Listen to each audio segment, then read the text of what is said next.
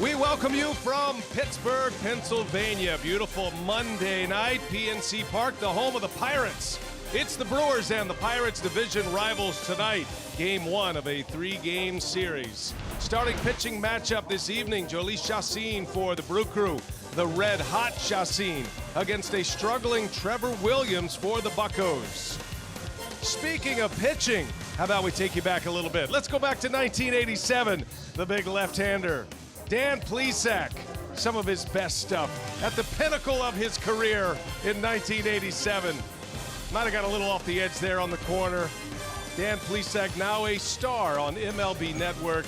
And as Bill Schroeder has taken 3 days off, we have called on the old left-hander out of the Brewer bullpen. The former closer joins us for three here in Pittsburgh. Great to have you with us, Gotta warn you, the fastball isn't what it used to be. So if you're looking for 3 outs, I can give you 3 outs. But I'm no Josh Hader right now. It is great to have you here in Milwaukee, nice to be home. Working with the Brewers, Brewers Television the next 3 days. Now, we've talked a lot about the Brew Crew today, and you're covering the Brewers on a national level. So you tell us, what is most looking forward to from your perspective right now with this team? The dynamic duo, the law firm, Cain and Yelich right now. The Brewers hit 2 home runs in the offseason. One they did free agent, the other they acquired via the trade. Lorenzo Cain has been just what the Brew Crew needed. A presence at the top of the order. He brings some energy to the ballpark every day. A winning player with the World Series title with the Kansas City Royals. He's been everything the Brewers had hoped he would be. And then Christian Yelich, multi-talented. He reminds me a little bit of Ken Griffey and Devon White. He's a glider in the outfield. He hits for average. He hits for power. This was a big trade. 2 key moves, and the Brewers hit 2 home runs with both guys. All right, that sets us up for first pitch. You got time to guzzle down 2 Mountain Dews. I'm ready. Dan Plesac will join us. We're ready to play ball in Pittsburgh. The series starts next. It's the Brewers and the Buccos on Fox Sports Wisconsin.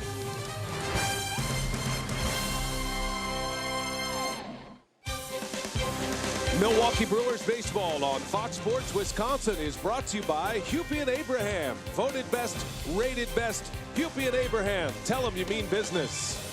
By Miller Lite, great taste and only 96 calories. And by Menards, save big money at Menards on all your home improvement needs.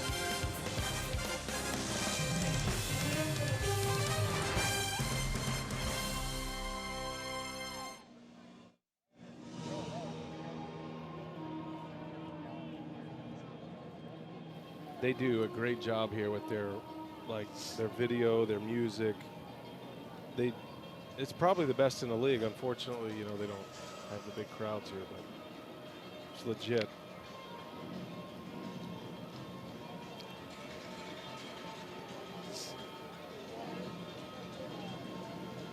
Yes. What's that?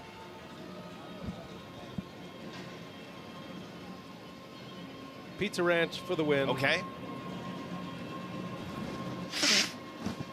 Gotcha. You got it. Okay, you got it. Will that come up on a graphic so I'll know what it is? Bingo. Yeah, you'll see that graphic. Bingo. Okay. Keep your eye on that one that says ISO. I mean, that one's the same, but it may be hard to see. That's the telly. Okay. If you need it, but sometimes it's a little hard to see. I'll handle all the defense and the lineups and whatever you want to do.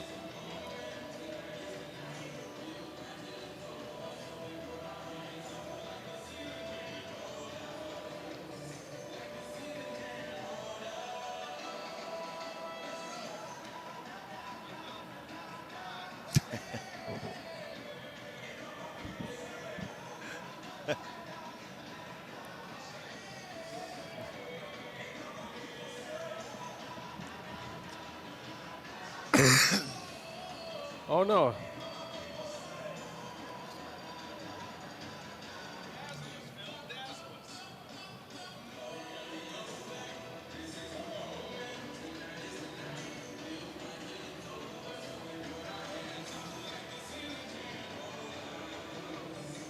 I got all that.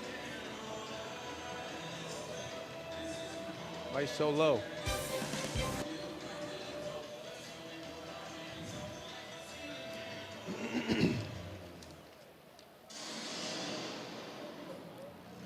that umpire rotation? Ladies and gentlemen, here are your Pittsburgh Pirates.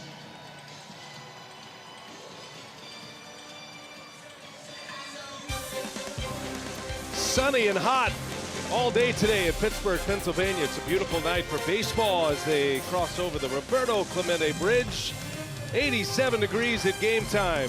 First of three, the Brewers and the Pirates. Brian Anderson, Dan Plesac, Dario Melendez with you. Great to have you with us here tonight. Tonight's game produced by Brent Reeland, directed by Phil Malika. Craig Counsell and the crew trying to get back to winning ways after dropping back-to-back games against the Phillies. Had a 3-3 homestand, but the Brewers do open play today in first place in the National League Central. They've got a half-game lead over the Chicago Cubs, who also lost yesterday. Let's take a look at Counsell's Potawatomi batting order tonight. Lorenzo Cain leads off, Christian Yelich, and then Ryan Braun. In the middle goes Eric Thames, Hernan Perez, and Jonathan Villar. Erik Kratz will do the catching, the former Pirate. Orlando Arcia and Jolie Chassin will round out the starting nine. And Dan Plesac, Trevor Williams is on the mound for the Pittsburgh Pirates. As hot as Chassin has been for Milwaukee, it's been the other side of the spectrum for Trevor Williams. He's had a rough go the last 4 or 5 starts. I talked to Steve Blass, voice of the Pirates baseball, and he said it's been a little bit of a confidence thing. 4-pitch mix, fastball, slider, change, curveball. The strikeouts have gone down, the walks have gone up. It's a little bit of a concern, and the Pirates are hoping that tonight he can initiate some action a little bit early on. They feel that he's been going into too many deep counts. Good fastball, not a great fastball. So he's searching for some answers, and the Brew Crew hoping to jump on him early. Let's take a look at the defense behind the right-hander Williams for the Pirates. Corey Dickerson, Starling Marte, Gregory Polanco in the outfield. Colin Moran, Jordy Mercer, Josh Harrison, and Josh Bell make up the Pirates infield, and Francisco Cervelli, who is having a fantastic year, an all-star type year behind the plate. Umpiring crew in place. Larry Vanover will call the balls and strikes. He is also the crew chief. David Rackley, Hunter Wendelstedt, and Chris Guccione. 4-man umpiring crew in place, and we are ready for baseball here in Pittsburgh tonight. Lorenzo Cain set to lead off, and Williams' first offering is swung on and fouled back, and away we go. You know, Brian, we touched on it in the open. Talk about Brew Crew hitting a home run with Cain and Yelich, and Cain has really been, I think he's a fun guy to watch from a national perspective. Getting a chance to watch from afar brings a lot of energy. Winning player, World Series champion with the Kansas City Royals, and he's been terrific so far for the Brewers. Been an interesting mix with those two. Occasionally Cain will hit third. In the original lineup today, Lorenzo Cain was in the 3 spot in the batting order with Eric Thames leading off. But Travis Shaw has come up with a bit of a wrist injury and said he felt something tweak yesterday. Shaw having problems with his right wrist, so he was a late scratch today, and Craig Counsell having to reshuffle his lineup. Cain goes back to the leadoff spot, and Williams has fallen behind 3-1. That seems to have been the problem the last handful of starts for Trevor Williams. Doesn't have the kind of stuff, Brian. He needs to be around the strike zone and hopefully to initiate some contact early. 3 balls and a strike. Cain sends one high in the air to left.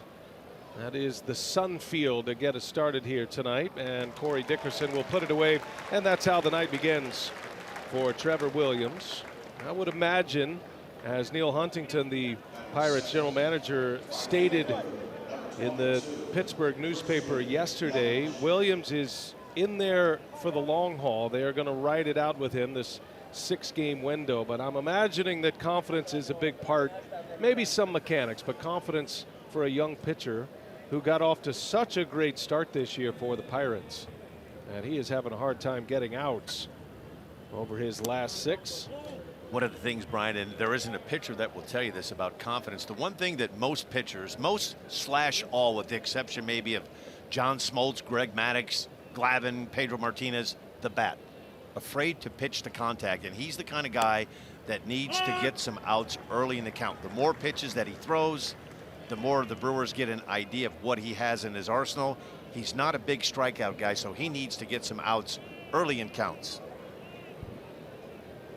Making his 4th career appearance against Milwaukee. This is his 3rd start as Yelich swings and fouls one away.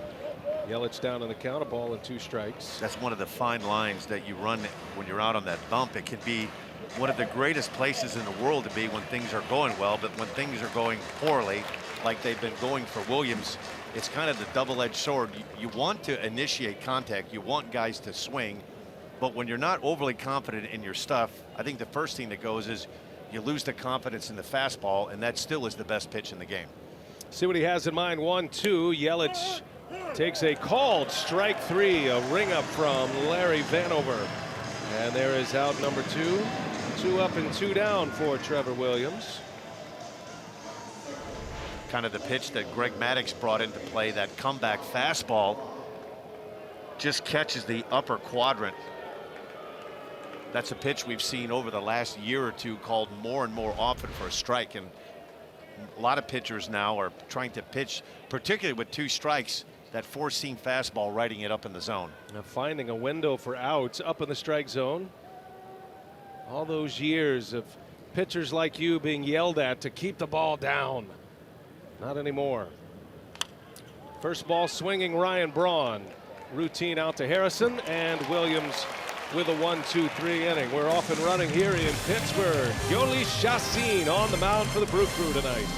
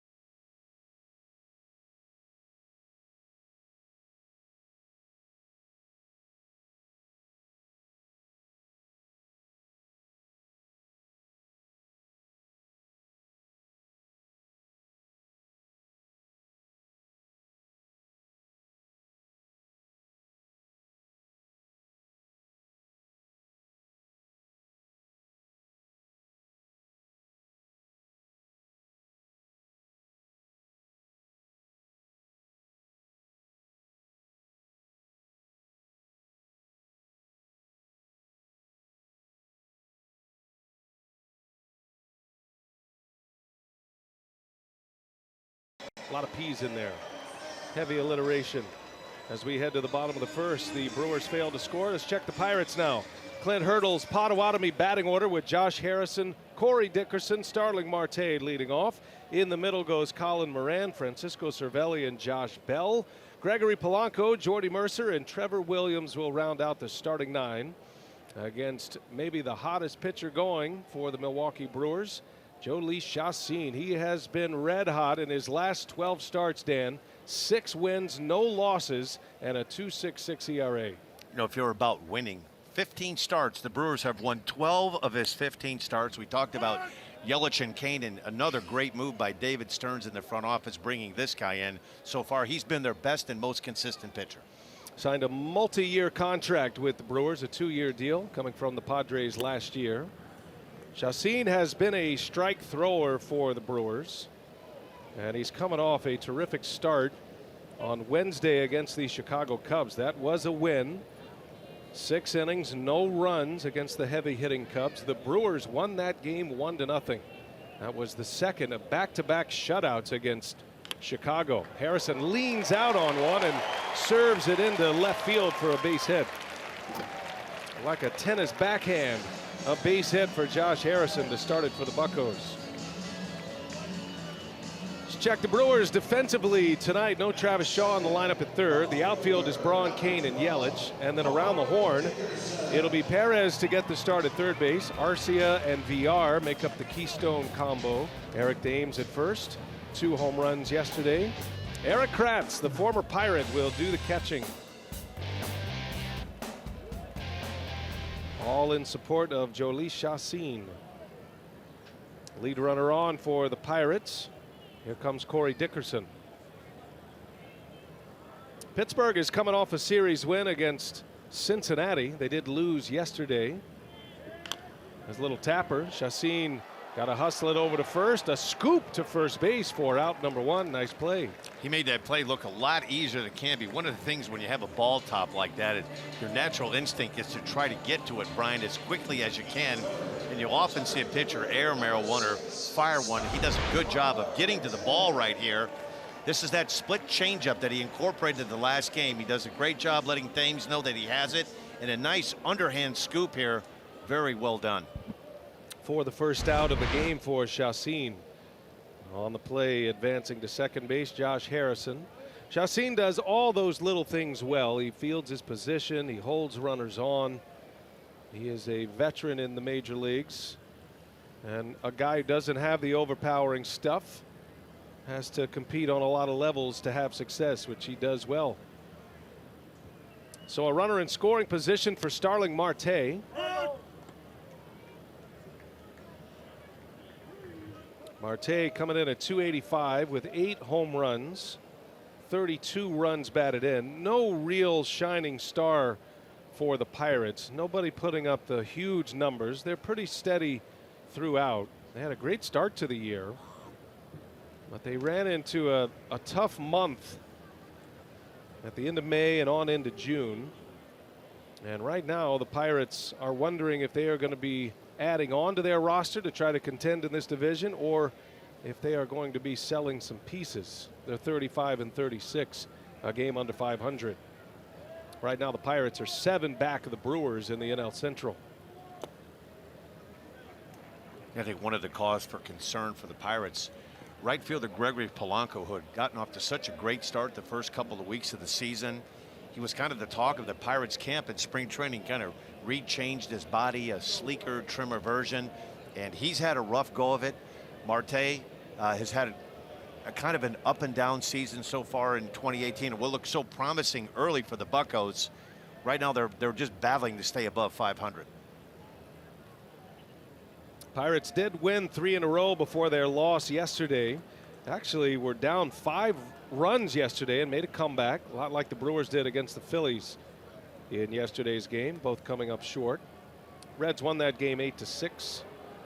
Chassin paying a lot of attention to Josh Harrison.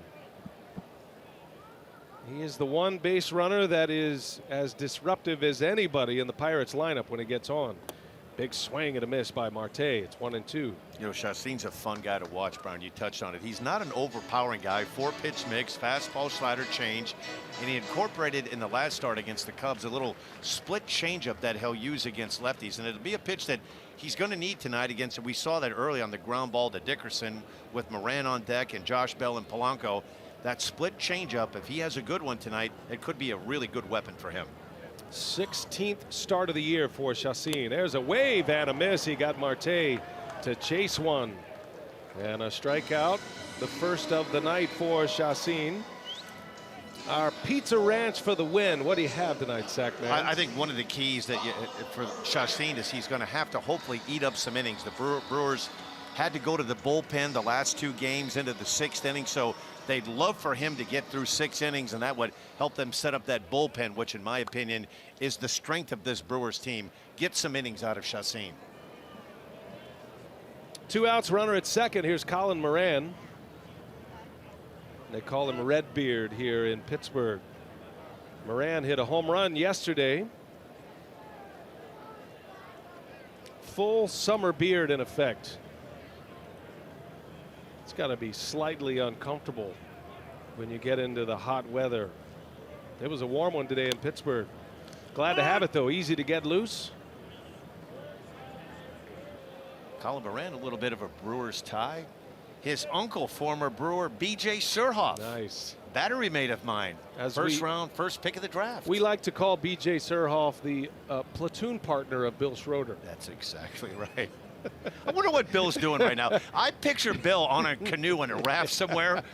with a broken paddle, stuck out in the middle of the lake. In the middle of a man-made lake. And he doesn't know how to, with floaties on. With floaties on, and he doesn't know how to swim. He's got one of those little dinosaur floaties around his waist. Sure. Sunglasses on. It's getting dark. Kind of a Cousin Eddie look, right? Absolutely. He's trying to find out. He knows west is where the sun is setting, but he can't quite get his bearings. There he is. He's right out there. I see him. Rock. Yep, there he is. Swim this way, partner. He's like, I didn't know that Lake Michigan funneled into the Allegheny. He's trying to catch three-eyed fish in the Allegheny right now. Between pierogies. Oh, we miss you, partner. We'll see Rock back when the Brewers return home on Thursday. In the meantime, great to have Dan Plesac join us on loan from MLB Network. 1-2 the count on Colin Moran. And a fly ball into center. That's the Sun field. Cain shaded his eyes and runs right to the spot to make the play. And it's a scoreless first inning for Jolie Chassin.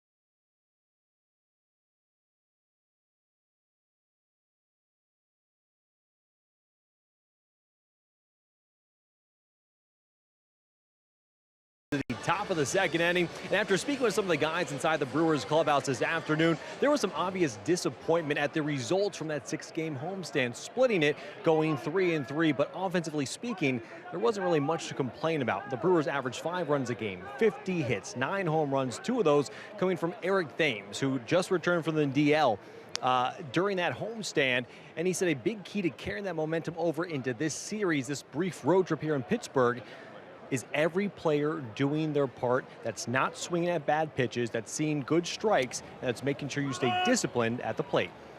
All right, Dario, thanks. And the way the Brewers were able to mount the comeback last night, or yesterday, I should say, I think gives them a lot of confidence from a hitting perspective as Thames leads the way here in the second inning. You get down in a game like that, Dan, and you figure, you know, this is not our day, but then the Brewers on 3 different occasions were able to come back in the game. So they put up a lot of offense yesterday, some good vibes offensively coming in to this game tonight. And the Brewers, I think, overall feeling like they are in good structure offensively. Now that Thames is back, it does create a very talented bench each and every night for Craig Counsell. You know, that's a good young Phillies team that the Brew Crew just played the last 3 days. I know disappointing, you win the Friday game and you're hoping at least to win 2 out of 3 in that series. I think what struck me in batting practice when we were down on the field earlier, Brian, was so used to that big beard from Erik Kratz. It looks like a different guy. It looks like he's like 15 years old right now. Thames has been back just a little over a week. I think that clipped him right on the elbow. So Thames is hit by a pitch on a 1-2 pitch. And Thames will reach first base runner of the night for Milwaukee. Comeback fastball. that a lot of pitchers are trying to use nowadays. The right-handers throw that ball at the left-handed hitter's hip and try to bring it back in. That one he just hangs on to a little bit too long. I think the home plate umpire, Larry Vanover, was waiting for a reaction from Thames. Sometimes in that scenario, umpires are using their ears as much as their eyes.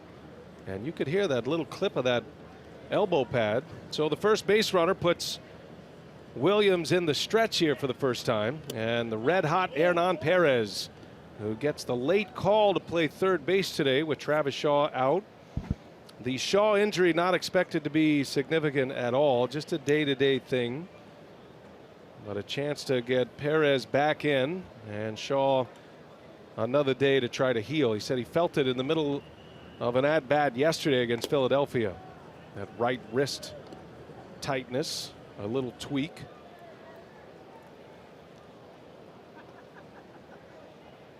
Hernan Perez again proving his value. Got the start at shortstop against the Phillies. Starts at third base here tonight. He has started 5 different positions. He has played 7 this year, and he has played every position on the field in the major leagues with the exception of catcher. Yes, he even pitched a couple of times for the Brewers. Perez has been able to raise his batting average in just a little over a month from 185 to 273. 31 game stretch now for Hernan Perez, and he is red hot.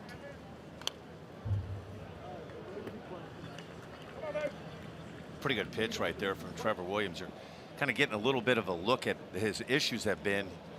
He hits Thames to start the inning off, and he runs a quick ball 1, ball 2 count on Perez, but he makes a couple of really good pitches, and that pitch right there, a pretty good breaking ball pitch on a 2-1 count. Clint Hurdle working the gum over tonight as usual, keeping a close eye on his young right-hander. Thames at first. Perez spoils another one foul. Count will remain at 2-2. Hernan had 8 hits on the recent homestand. Had a homer. Was 8 for 17. Very limited action against the Pirates this year. Just 5 at-bats. Villar due next for Milwaukee.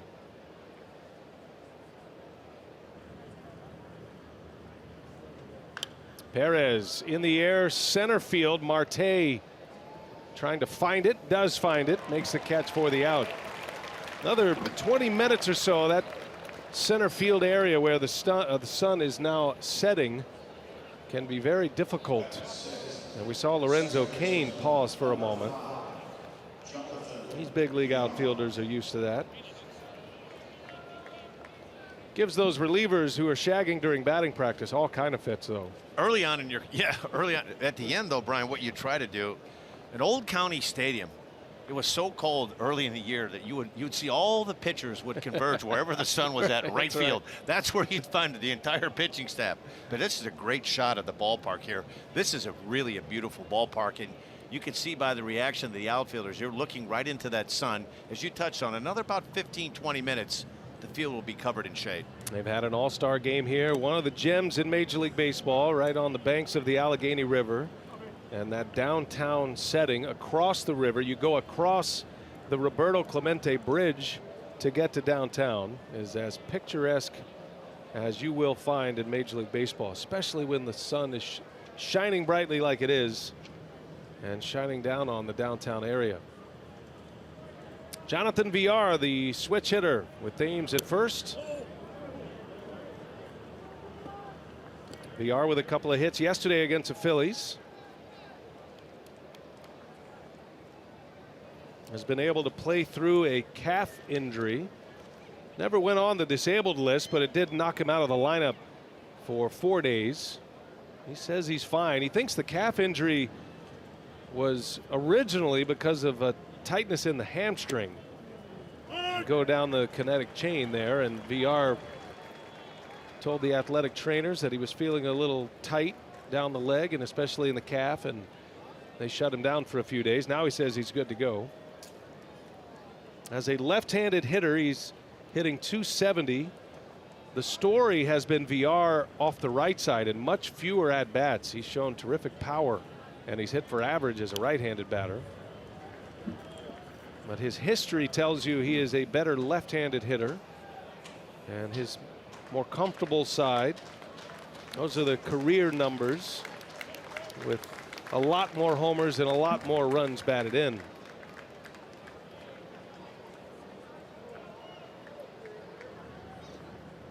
Two balls, two strikes on Villar. Brewers have a runner at first. Eric Thames was hit by a pitch to start this inning.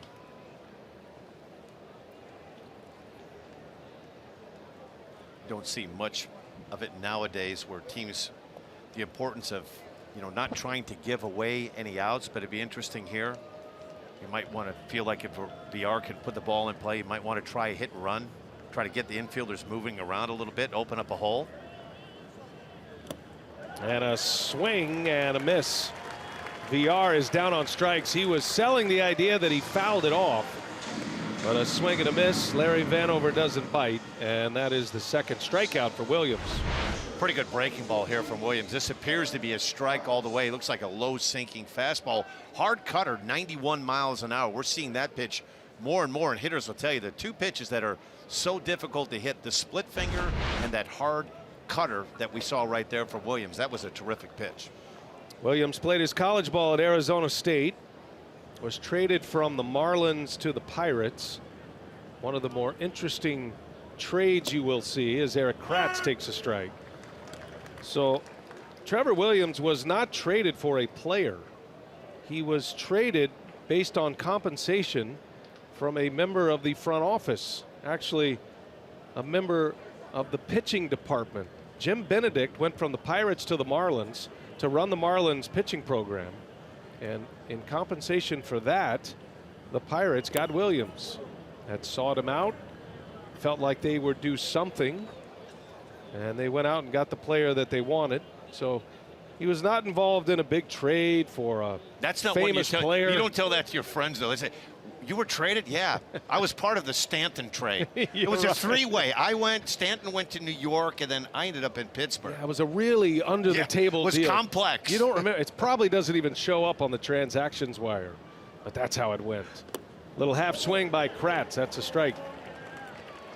And the count is a ball and two strikes. As you touched on, the Pirates are trying to be patient. And if you've seen the last couple of years in Milwaukee, it can be so painful as a fan and front office personnel when you have young pitchers. You see flashes of good. You see 2-3 starts in a row, and you're thinking that maybe that Trevor Williams has turned the corner. Then they take a couple of steps backwards. It's kind of the process with young pitchers. Good breaking ball there to strike out Kratz, and back-to-back Ks to end the second inning.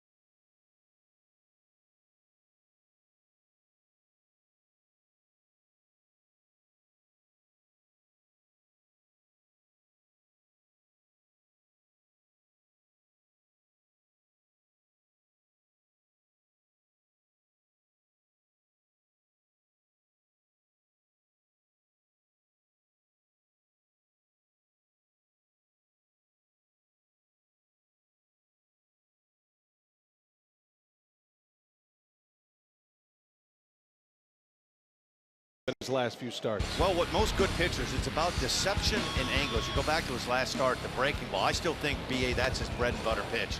His fastball, he moves around the plate, but this breaking ball at times is unhittable. And the pitch that he incorporated, that little split circle changeup, this is a good backdoor curveball, slider, great command, but I think if he mixes in that, there's it is right there. One of the keys is the last thing that touches that baseball is your pointer finger, and that gets you that side rotation right here that gets that ball. If you'll see any fastballs that look like they're going down and away to lefties and into righties, it's a pretty good chance it'll be anywhere between 85 to 91 miles an hour, a little bit off the fastball, just enough to get him out front swinging ahead of it. Well, that split change that he started to throw in the game Wednesday against the Cubs is something that he has just now implemented into his arsenal. He has thrown a lead strike here on Francisco Cervelli with the split change. It is a very similar pitch to what Jeremy Jeffress has put into play, and for the longest time in his career, even at age 30, Jhoulys Chacín has struggled with a changeup. There's a little half swing, and Villar coming in, and the throw is wide. He never had a grip, and Cervelli will reach on a play that the Brewers' second baseman should make. That'll be an infield hit, but Villar looked like he threw his own changeup to first base. Well, you touched on it, Brian. This was a really good pitch by Chacín off the end of the bat. Cervelli not able to hold up. Pitch that's on the outer half of the plate. There's a good look at Villar right there. As you touched on, that's a play that normally he does make. He has plenty of time right here. Cervelli, as a catcher, doesn't run all that well. A good throw, no doubt, to get him at first base. It's a friendly call here. By the way, you know who the official scorer is tonight for the Pittsburgh Pirates? Jack Zarenzek, former Brewers scouting director, former general manager of the Seattle Mariners. He is your official scorer tonight. And he must be a friend of pitchers, too, because that, boy, that is a friendly decision. So that'll be an infield hit for Cervelli, and now Josh Bell. He has been a struggling hitter for the Pirates this year. Getting back to Chacín, though, so here's a guy that's had a long career in the major leagues. He has been a pitcher that has pitched with velocity in the past. He's kind of remade himself as an excellent breaking ball. The fact that he would be willing to implement a changeup, a brand new pitch, as Bell sends one into left field, routine for Braun. I mean, talk us a little bit through that, Dan, because for me, in a guy that has pitched in 200 games in his career, right? And he's in the middle of a really successful run, but against the Chicago Cubs, he felt like he needed a little something different. And that split change felt good to him, and he put it in play right away. You know, one of the things every pitcher struggles with, Brian, is you're looking for that one pitch that can get you out of trouble, and it's not always a swing and a miss.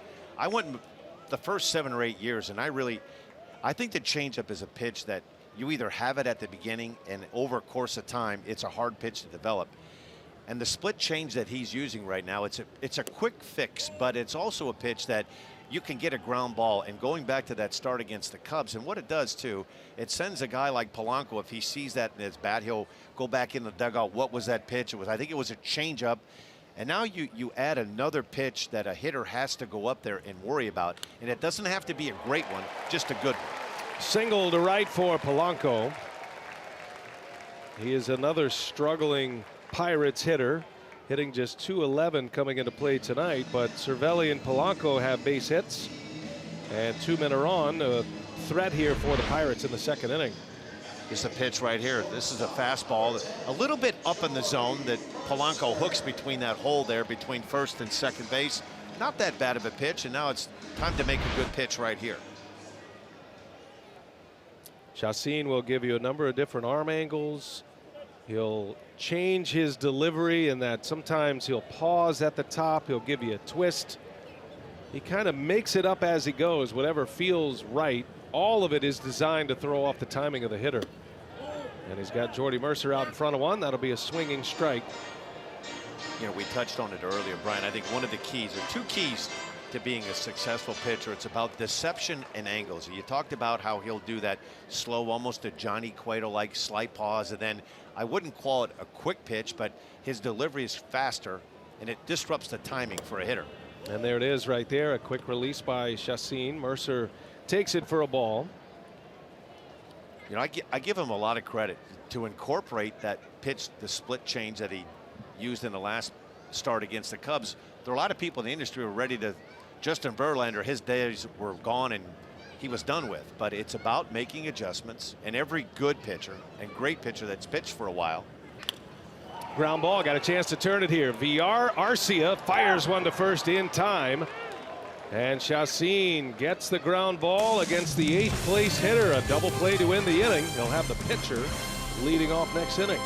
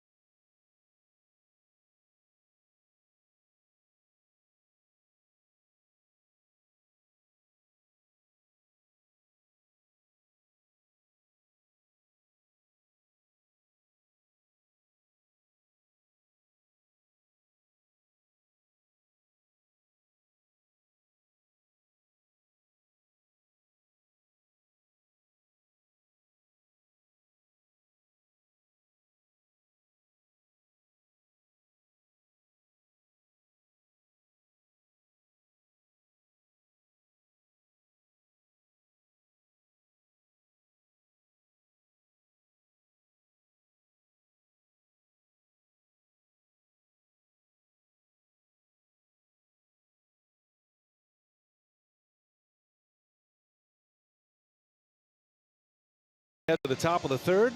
A reminder that 2 is better than 1 when it comes to Brewers bobbleheads. And this Sunday, June 24th, all fans at the Cruise Home Series finale versus the Cardinals will take home an Arcia Braun Gauntlet double bobblehead. Courtesy of Blue Jay Solutions, you can secure your seats at Brewers.com. Bobbles are a big deal at Miller Park, as you know, Sackman. You know, I think that would be the coolest thing. I know a couple of weeks ago when they had the mayor of Ding Dong City, Travis Shaw, had his bobblehead day. I wanted to get one of those really bad. We had him on MLB Network. He had that walk-off base hit. What a fun guy to be around. Yeah, he has been quite the hitter for the Brewers. Unfortunately, out of the lineup here tonight. A little bit of tweak of the wrist, having a chat there with Wade Miley. There's news on Miley as well. He'll be heading out on a minor league rehab assignment soon.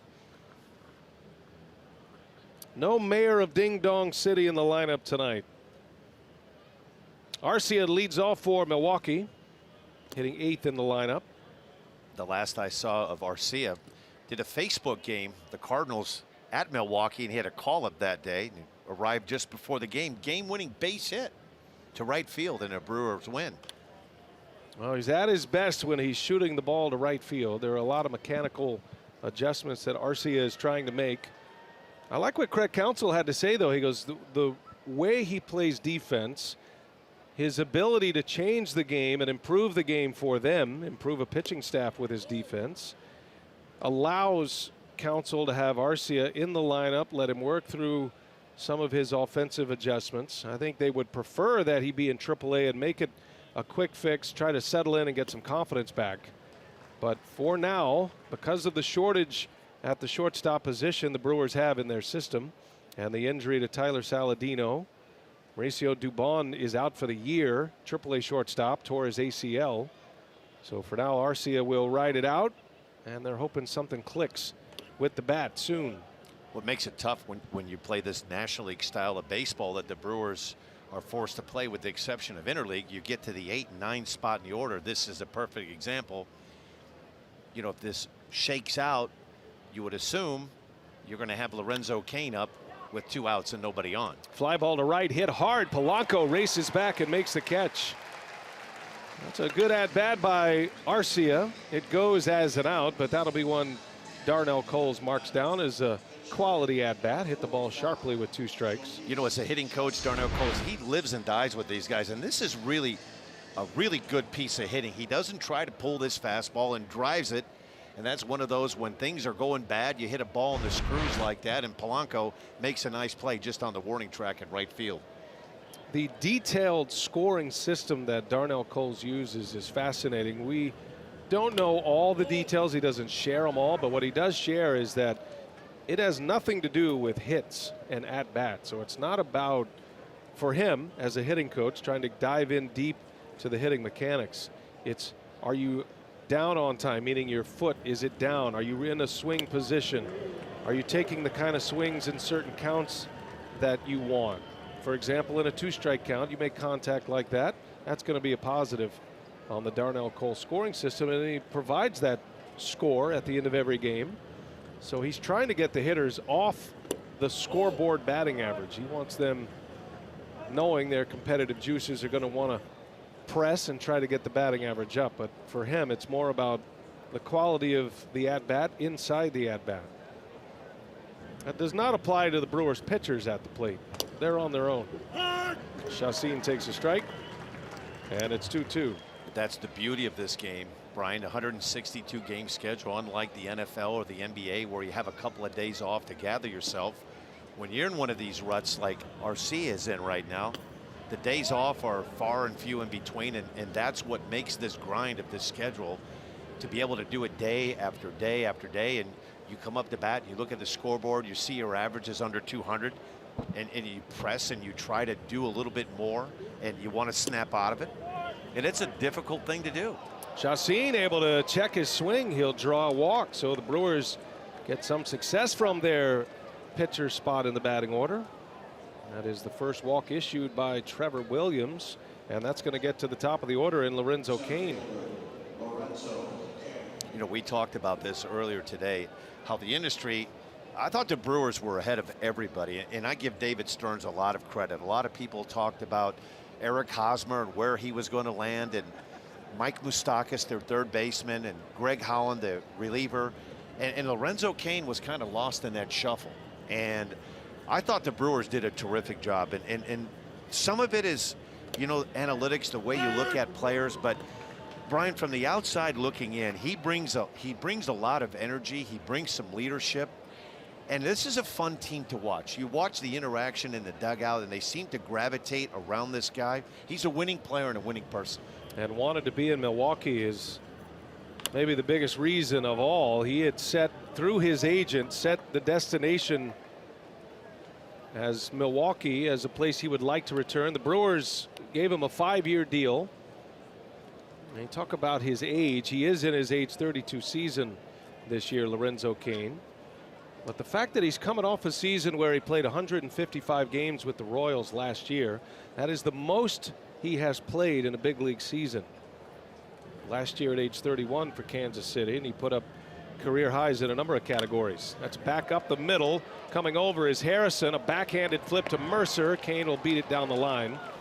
It extends the inning, but the out at second base is out number 2. You touched on it, Brian. In a day and age now where the days have gone by, where the Robin Yount era, where you wanted to see a guy out there 158, 160 games a season. We've kind of gone away from that as an industry in baseball, but I think there's something to it for the other 24 guys that are on that Brewer lineup and are on that roster. They're in that dugout. When they see number 6 out in center field, I think it brings a lot of credibility. It brings a calm to the team and an expectation. And when he's in the lineup, they're just a better lineup. It's just plain and simple. With Cain and Yelich at the top of this order, you'd be hard-pressed to find a better 1-2 in the game of baseball than these two right now. Well, on the baseball hitting side of things, right, where it shows up the most is in pitches seen, strikeouts down compared to last year and in years prior. As Yelich grounds right back to the mound, Williams will get out of the inning. So he works around a walk to the pitcher.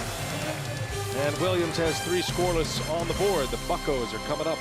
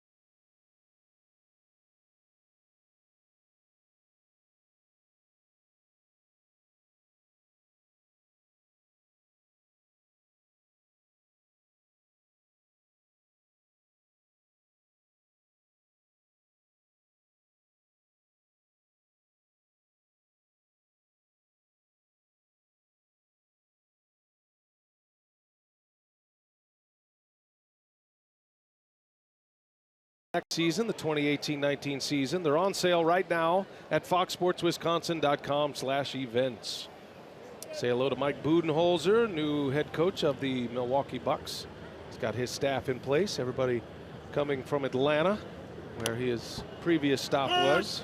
Had a chance to talk to Coach Bud the other day. He is loving Milwaukee. They've got a busy summer going over there at the practice facility, getting ready for training camp. Justine back to work, facing his mound opponent here, Trevor Williams. These are little things, but the ability of Justine to get a double play out of Jordy Mercer, who is a fly ball hitter, to end the last inning and allows him to face the pitcher to start this third inning. Those are important details for a starting pitcher to navigate his way through a lineup. No balls, 2 strikes. Talk about how coaches issue game scores on different things that they see in a game.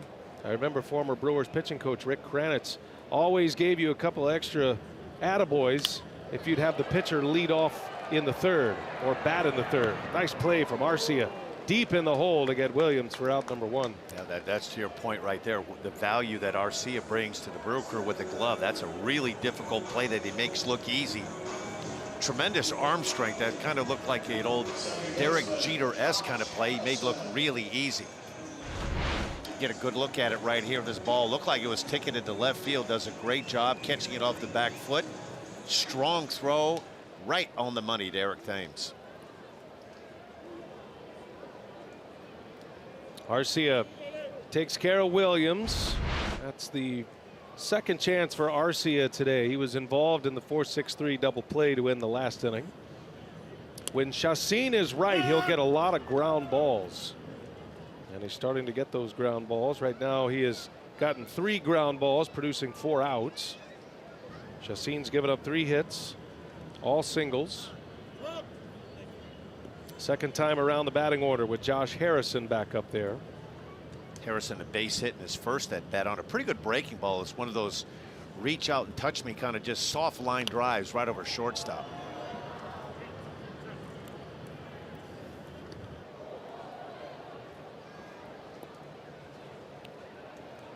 Harrison's always been tough on the Brewers. Did have a hit yesterday, drove in a run. Has hits in 15 of his last 20 games against Milwaukee. And he drives that one into left field. Braun going back. Fly balls go to die here in Pittsburgh. And Braun puts it away for out number 2. Crazy the game of baseball, right? His first at bat, pretty good breaking ball from Justine off the end of the bat, and he bloops one in for a base hit, squares one up pretty well right there, and hits a line drive to Brawny out and left. If you're pitching to ballpark standards, right, going back to your days, where would that show up? When you're down in the count? I mean, are you challenging hitters more when you're in a pitcher-friendly ballpark like this? It's easier to do in this ballpark, and I think that's one of the things that makes it so tough to develop good young pitchers in Boston, in Old Fulton County Stadium where the Braves. I think it's a lot easier, and it's no secret why the Dodgers over the years have developed a lot of good pitchers, because the most difficult thing for a young pitcher to believe in is trust that their stuff is good enough, and mainly it's fastball conviction. And you hear it, it's still the best pitch in the game of baseball. And I think when you pitch in a ballpark like Dodger Stadium, the National League West ballparks in general are good pitchers' ballparks. And to me, if I was a high school or college kid right now and Rob Manfred at the draft said that Dan Plesac selected by the Colorado Rockies, I think I would want to cry.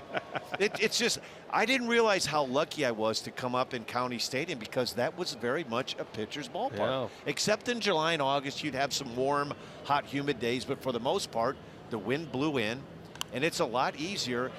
And I think when you get young pitchers, Brian, that they believe in the strike zone, because every pitcher, and they will never admit this, you're afraid of one thing, the bat. Contact. You know, and you hear this like pitch to contact. When you're a young kid, you don't want to pitch to contact. You want swings and misses. If you want to pitch to contact, right, you're going to play football. That's the contact sport. You're trying to eliminate contact, solid contact. Justine's got Dickerson 0-2 with 2 outs in the air, center field, and Cain will settle under it And there is the final out. Justine with his best inning goes 1, 2, 3. The Brewers are coming to bat. Ryan Braun will lead us off.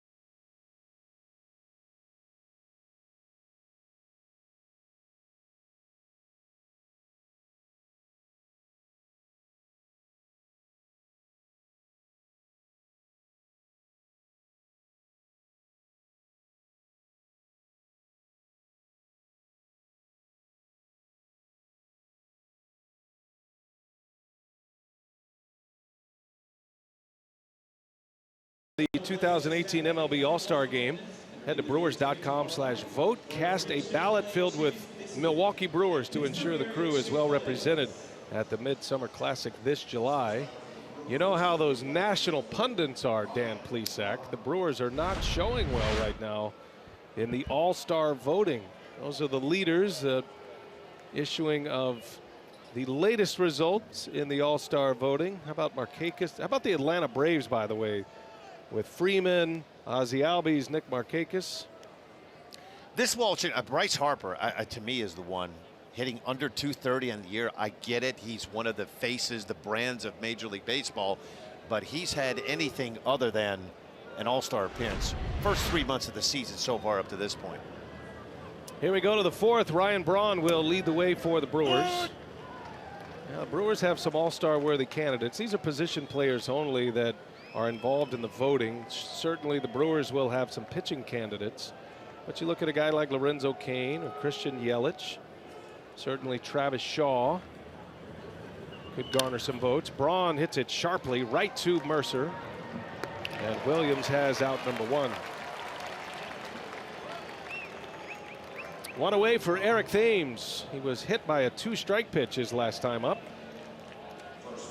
Had a big day yesterday. Bookend home runs for Thames off Aaron Nola, his first career leadoff home run. And then this home run to help bring the Brewers right back in it in the 9th inning. Powerball home runs number 8 and 9 for Eric Thames. His first 2 home runs since returning from the disabled list. And he hits that one high in the air to center. Almost in his tracks, Starling Marte. 2 quick outs for Trevor Williams in the 4th. It's kind of the way the game of baseball goes, right? Trevor Williams, last handful of starts, he's had a rough go. Hasn't seen the 4th inning in his last 2 starts. Brew Crew looking for their first hit in this one, and we're already in the top of the 4th. Brewers have had 3 reach base, a hit batter, a walk, and then Cain reached on a fielder's choice. So Williams has faced just 2 over the minimum. 2 outs here in the 4th inning. Hernan Perez at the plate. The Pirates are convinced that Williams will self-correct. They are going on a full body of work. He made it to the big leagues in September of 16. So 2 years ago, he was a September call-up after being traded from the Marlins to the Pirates. Last year, he started in the bullpen, ended up in the rotation, and did a nice job for him. He is a pitcher they are counting on in this rotation moving forward.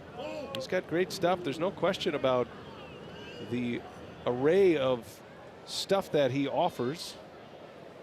Pirates are extremely confident in their pitching coach, Ray Searage, a former Brewer.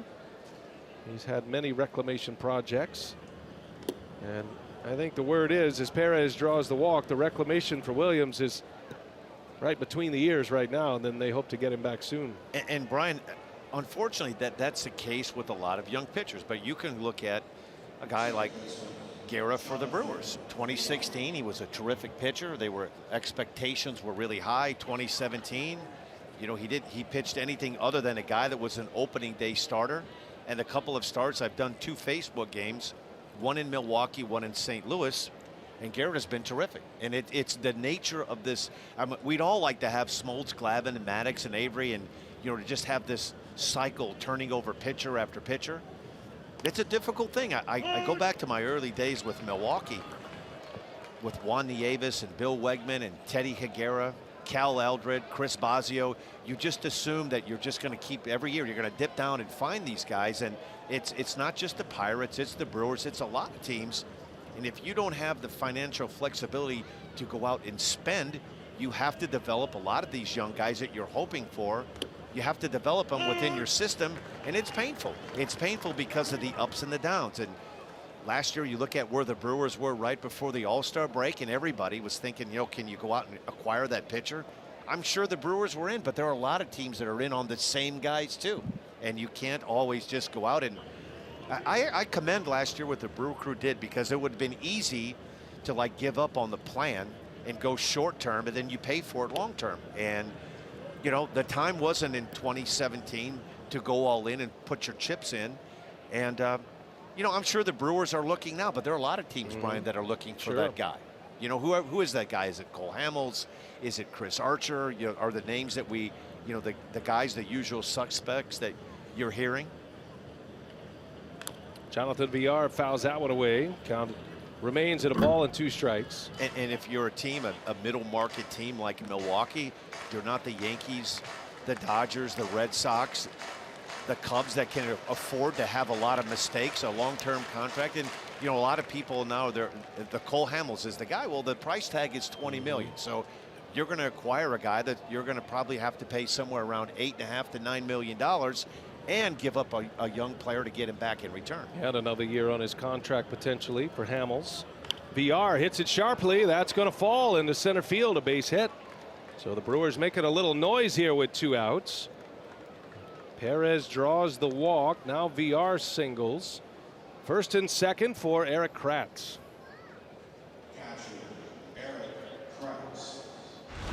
Well, it took the Brew Crew into the 4th inning to get their first base hit. Pretty good pitch right here from Morrison. One of those cut fastballs. Villar does a good job just kind of fighting this one off and muscling it right over Jordy Mercer into center field.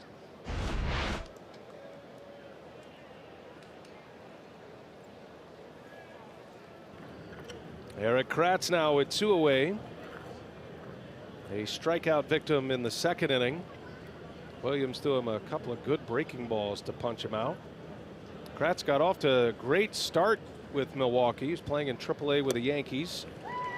Brewers needed some catching help. Their young catcher, their prospect, Jacob Nottingham, injured, on the disabled list.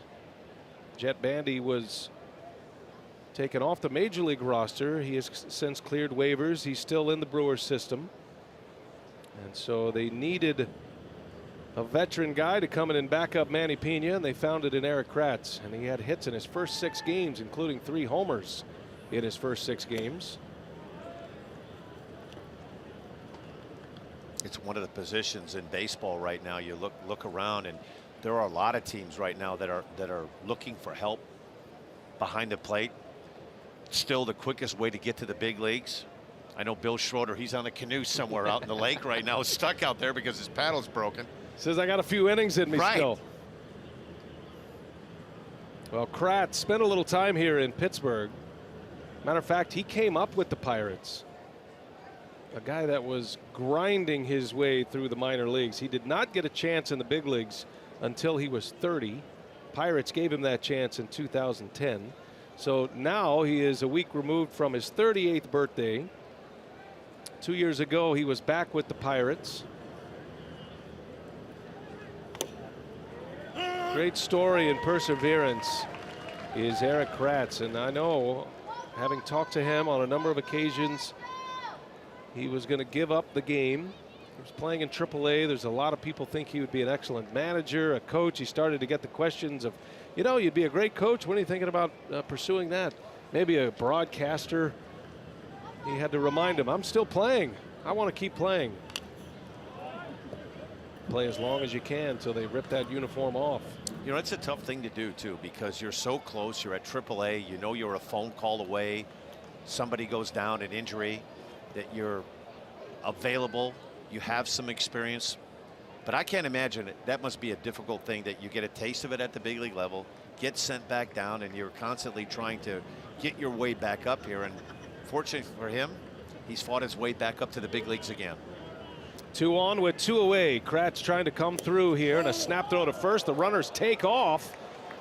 Wow, the Brewers aggressively able to swipe 2 bags as Cervelli thought he had a clean pick off of Villar. Instead, the 2 Brewer base runners turned the trick on him. Well, that is some heads-up base running. Cervelli tries to go behind, to go back door.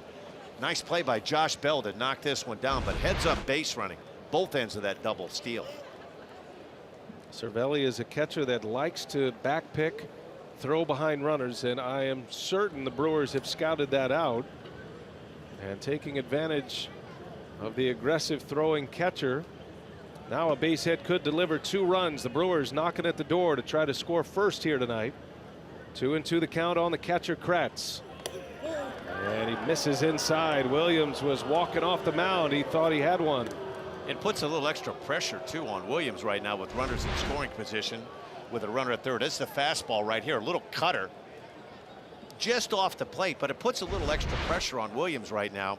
If you have thoughts about throwing that 3-2 breaking ball, you really need to trust Cervelli not to throw one that gets through, and you just allow the Brewers to pick up a run on a wild pitch or a pass ball.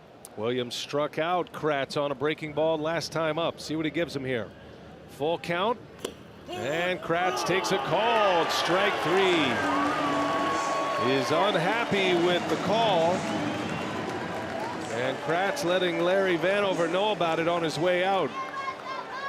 A ring up to end the inning. The Brewers strand a pair after a walk and a single with 2 outs. Inning is over. Still scoreless in Pittsburgh.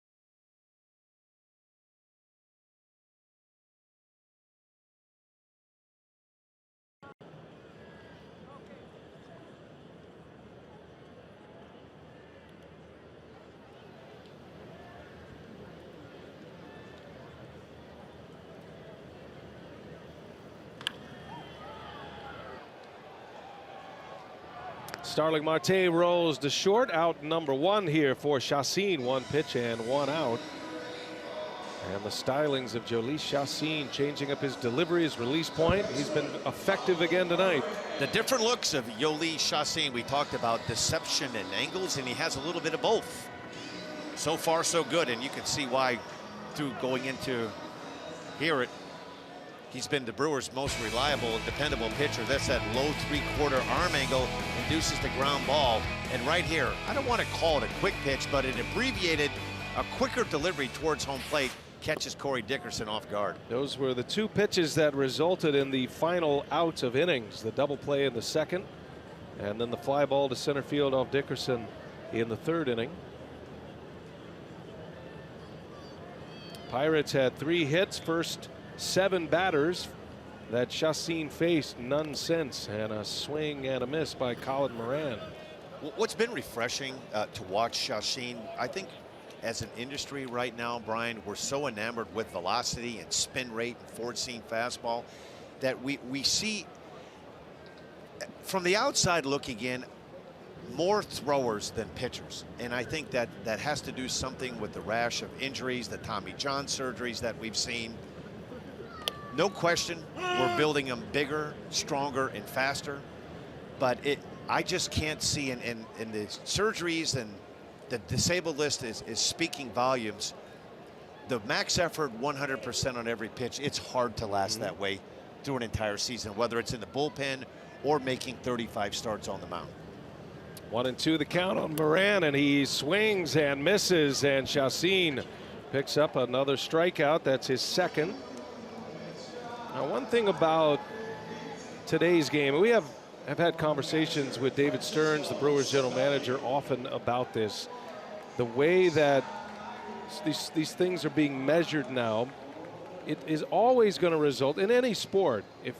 If the way certain skills, certain abilities are being measured at the highest level, what you're going to have is a wave of amateur players, pitchers in this case, trying to hit those numbers. So it used to be if you could throw 90 miles an hour, that was probably a pretty good bet to get you drafted. So what happened? The AAU circuit is born trying to develop pitchers who throw hard, throw 90. I can get your kid to throw 90 miles an hour faster. That was always the biggest selling point, even back to my amateur days as a player. There's a line drive to right, and Francisco Cervelli continues his hot hitting.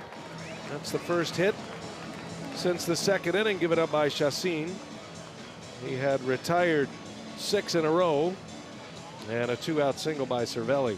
So the point being is, if the measuring sticks are all of these things like spin rate, like velocity, then I think kids have no choice, and the coaches of these kids basically have no choice either for their living to try to coach that kind of level and try to coach to those numbers, those markers. When you see guys like Jhoulys Chacín, who pitches not just full seasons in the major leagues, then he goes to winter ball and he pitches. There's no way Chacín can hold up essentially pitching year-round as he does. He probably takes in all about 6 weeks off from pitching. No way he's going to be able to pitch that way. He's almost like a marathon runner, where you have to find those mechanics. You have to be a pitcher. And I think what makes it tough is for parents of young teams that are either in high school or junior high. And as an industry now, baseball, we want to know what by the time a guy's 14, is he going to be left field, right field? What does he profile? Is he a pitcher? Is he right-handed? Is he left-handed? And I think parents are under a lot of pressure to play on these AAU teams and these travel teams. And this is how your son's going to get a scholarship to go to these showcase games, and they're looking for velocity. And as I touched on, they're building them bigger, faster, and stronger, but I don't necessarily think better pitchers. And it really shows up when young pitchers make it to the big leagues. Hot ground ball by Bell ends up in the glove of Villar, and Chacín keeps it rolling. 4 shutout for Jhoulys Chacín. We are scoreless in Pittsburgh, going to the 5th.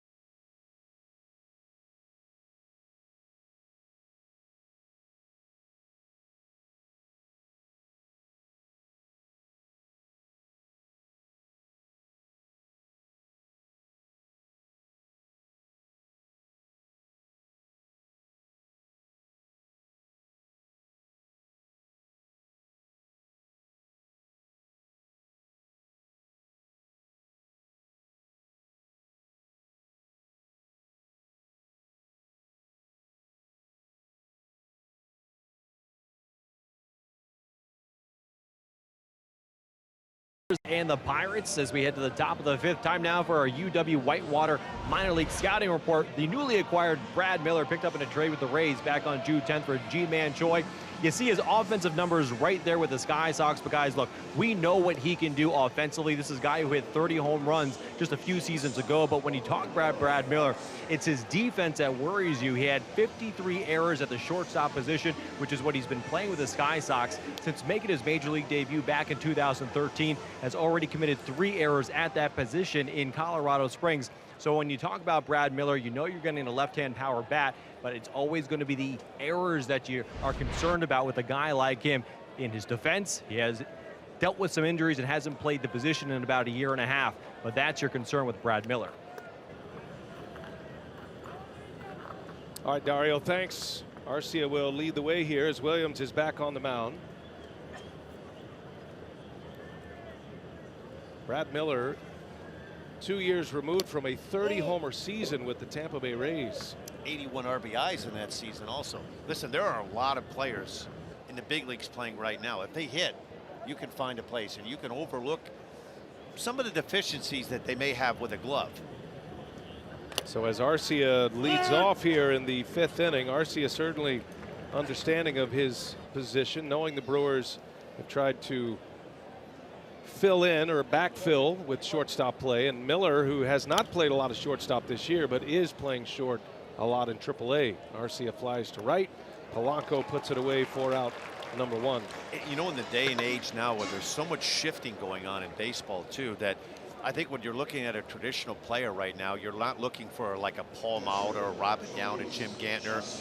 If you play third base, the way the defenses are shifting, you have to be able to play a little bit of shortstop. If you're in second base, playing in that shift, you have to have some arm strength. So I think right now that there are ways that you can get around a guy that maybe has some deficiencies in his game to put him defensively in a spot where you don't expose him quite as much. Yoeli Chacin here with 1 away. He drew a walk his last time up. Well, the Brewers have been a much improved defensive team. Chacin, a little pop up in the infield. That's going to be Bell to make the call. We heard this offseason as the Brewers were not really in on some of the bigger name pitchers, the free agent pitchers. You heard the Brewers mentioned in the Yu Darvish sweepstakes or maybe Jake Arrieta, but it never really felt like it was close. Chacin was a little bit of an under the radar move for the Brewers, and one thing we heard consistently from the Milwaukee front office is that we are going to have a much improved defense, adding Lorenzo Cain, who's a potential Gold Glove outfielder. You've already got a Gold Glove outfielder in Christian Yelich. He's already won 1. And then the play of Arcia. Shaw's an excellent third baseman. So the improved defense is going to help our pitching staff, which I think philosophically makes sense. But because of the shifts, and the Brewers are a team that does shift a lot, it is imperative to have players who can be comfortable in a lot of different positions out there, and the Brewers certainly do. They have so many qualified shortstops on their roster who aren't playing shortstop on any given day. Perez, Villar, Arcia, Sogard, all shortstops by trade, and that's by design. Cain, a close shave, up and in.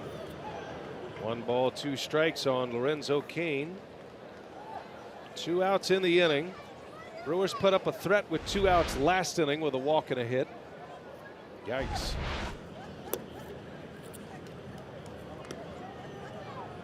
Trevor Williams has 4 Ks. He's given up 2 walks and he's hit a batter. He's only given up the 1 hit. Cain, an excellent 2-strike hitter. 2-2. Got him. Powered him up. Back upstairs goes Williams. He's found the sweet spot up there tonight. And it's a 3-up, 3-down inning with a strikeout.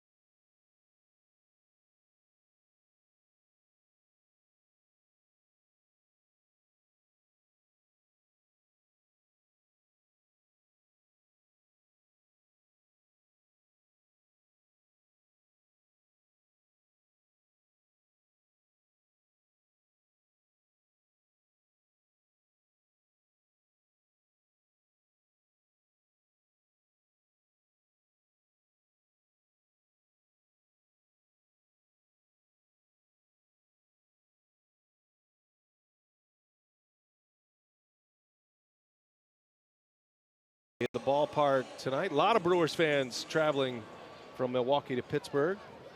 That is usually the case. Now time for our Lowe's whole team together. Brewers are third in the National League in team ERA this season. The Cubs are the National League leaders. Nationals are second, and then the Brewers at 3.50.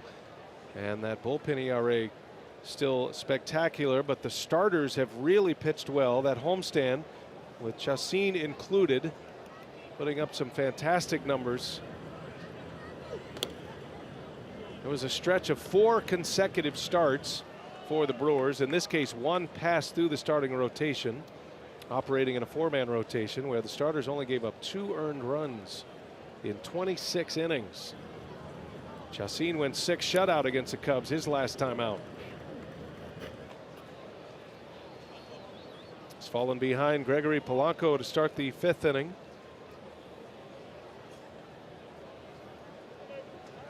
Polanco had a base hit back in the 2nd. He singled to right. Pittsburgh with 4 hits in the game, all of them singles, and now Polanco ahead 3-0. Justine down at the bottom of his order with Polanco, Mercer, and then the pitcher spot.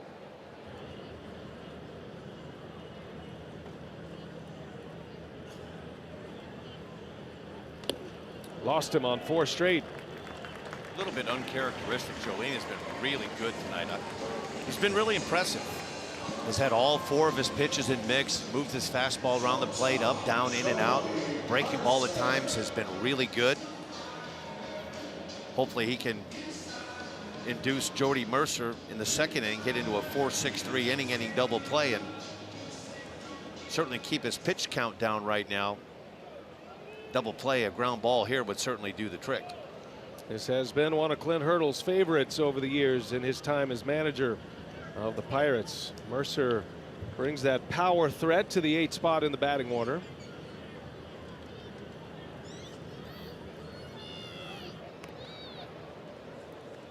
You know, when you watch him, I think the first comparable, that he reminds me of a former Brewers shortstop, J.J. Hardy.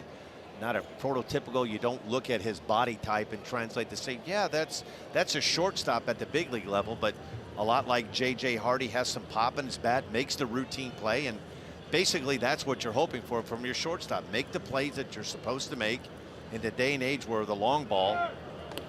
Polanco takes off. The pitch is upstairs. The throw to 2nd is late. Villar thinks he got the tag on him. He's asking Craig Counsell to take a look at this replay. It was a high tag. Polanco goes in feet first. And the Brewers want to have a look, so the Pirates staying out of the double play opportunity, sending Polanco. You almost have to think right there that he had an idea that a breaking ball was going and picked a good pitch to run on. Yeah, Craig Counsell is going to ask for a review here. I think when he pops up off the bag, his foot is not on the bag, it's on Villar's foot. And this could be one that gets overturned here. So right there, there's nothing touching the base of Polanco with the tag of Villar on his back. Well, Villar was right. He put that foot right in there. This is one of the tough plays, and I get it, to keep up with the other sports when football brought in instant replay. This is one of those plays that at times I have a difficult time with, Brian. It's a technicality. You clearly beat the throw. Was the foot between the bag? By the way, Dan, are you noticing the 2 fans with the fake headsets on behind the umpires? Oh, man. Total playing up the review here. That is all a bit. Flipping a coin. Oh, what's that say? Safe. Safe. Oh, I get it. So the results are in. From they're wrong. Chelsea. Did you see the reaction when the guy with the sign was like, no. And the call is overturned. I give That's him a great, you know, I high love points this. for creativity right there, man. You know, That I'm was going to beautiful. take back what I was saying before, Brian. This is one of the best things in replay in baseball right now. You don't get comedy like that from the fans. Look at those 2 guys. Got their headsets. They're not plugged into anything. They're just to mock the umpires. Well done, gentlemen. All right, so that's a big out for the Brewers. And give Villar some credit. He stuck his foot right in there. Polanco pops up off the bag, and he is out. A caught stealing. 2-0 is the count. Justine has not thrown a strike in this inning. And make it 7 consecutive balls. Got him shaking his head a little bit. Now, I know what you're saying, though. The popping up off the bag, it's difficult for base runners to come in there clean when you're going at that kind of speed. Something that has been a part of the game forever and probably not the original design of replay in Major League Baseball. However, in defense of the MLB replay system, you can't be subjective in that kind of play. As Mercer grounds to short, here's Arcia. One shortstop takes care of the other. 2 men are out. So it's either you're safe or you're out, and I think baseball is just telling the players, make the adjustment. You're going to have to find a way to stay on the bag. You know, this is clearly Polanco beats this throw. And you can watch that left foot. It comes off the bag, and the right foot you can see is right there between Jonathan Villar. So clearly lost contact of second base. And Villar has been a guy in the past, up until the last couple of years when it really started to matter, was a pop tagger, right? He would slap the tag on, show the umpire, which just about every infielder worth his salt in the history of baseball has been taught to do. You're trying to sell that call. But these days in the big leagues with replay, you've got to keep that tag on. Can't try for a quick tag, or a lot of infielders would try to steal it out, tag the ground. Any kind of contact, but now we can see all of that. So the whole game is changing, and players over the last few years are starting to adjust a great deal. And the 2 guys behind home plate were wrong too. Those have to be former relievers. Nobody in their right mind, Brian, comes to a game with a dead mic, right? These 2 guys right here, we're going to call them Laurel and Hardy. What grown men come to a ballpark with a microphone that isn't hooked up? And a safe sign. Genius. That'll be seen all over the place. Good job, boys. Good thing you were wrong, but you gave us some laughs. That turns into a 3-batter inning.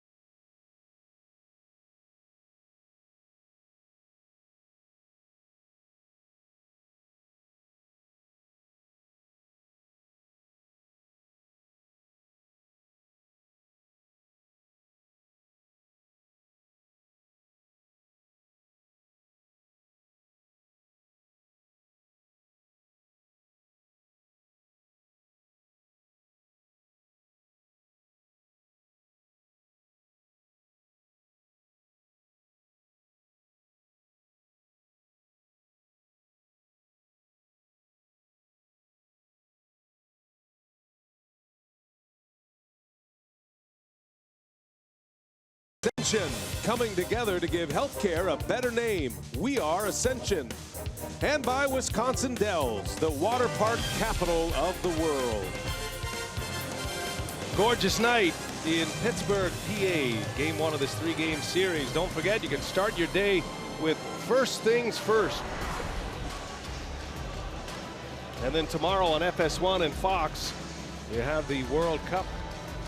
Colombia and Japan, 6 a.m. Central. Poland and Senegal on Fox.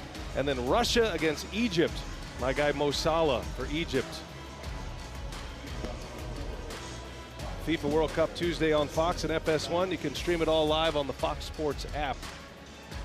Mo Salah plays for Liverpool. I am a new fan of the Reds of Liverpool.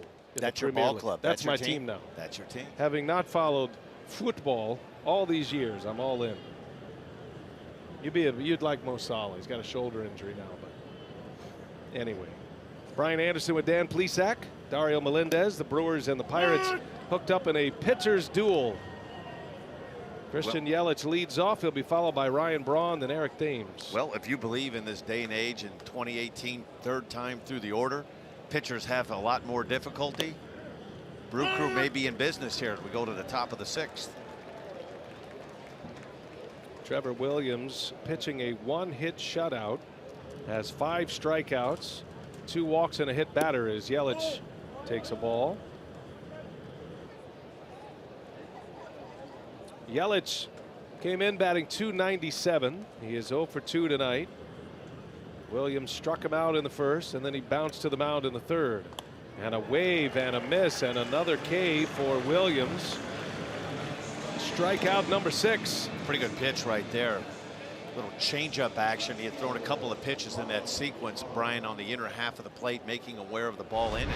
Fades one right here. This is a really good pitch. Almost like a little bit of a changeup. 83 miles an hour in and out of the zone. Good pitch. Yelich strikes out twice in this matchup with Williams already. And here is Ryan Braun now.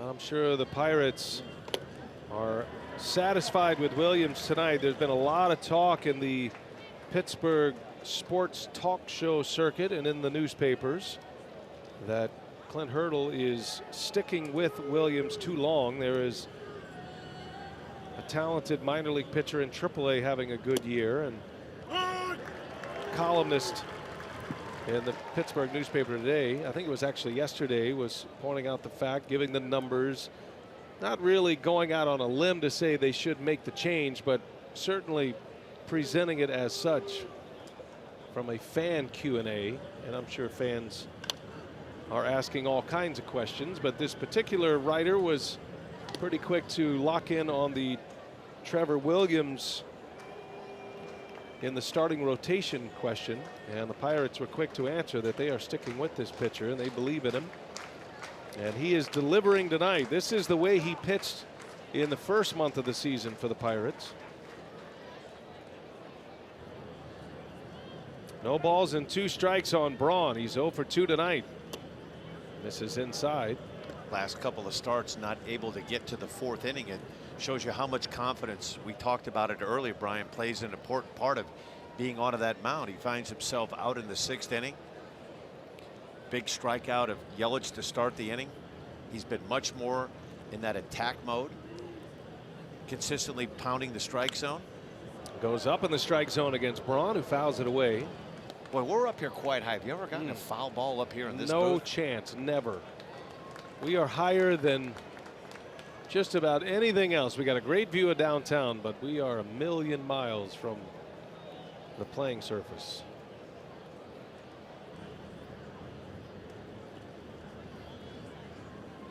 One-two pitch, and Braun strikes out. Williams comes back to the fastball,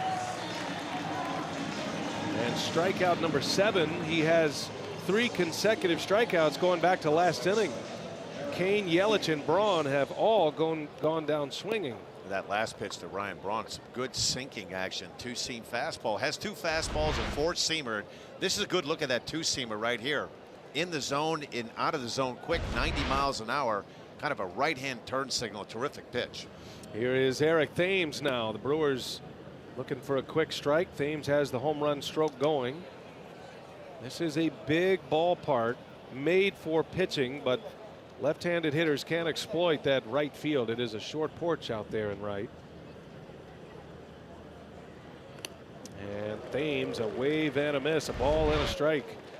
Thames is on the Powerball home run leaderboard despite missing 41 games with the ligament tear in the thumb. Travis Shaw tops that list, 14, then Aguilar, who hit one yesterday. Thames pops it up. Back in the grass is, and coming again is Marte, actually, and he'll make the play to end the inning. F8, 1-2-3 inning. Brewers come up empty again.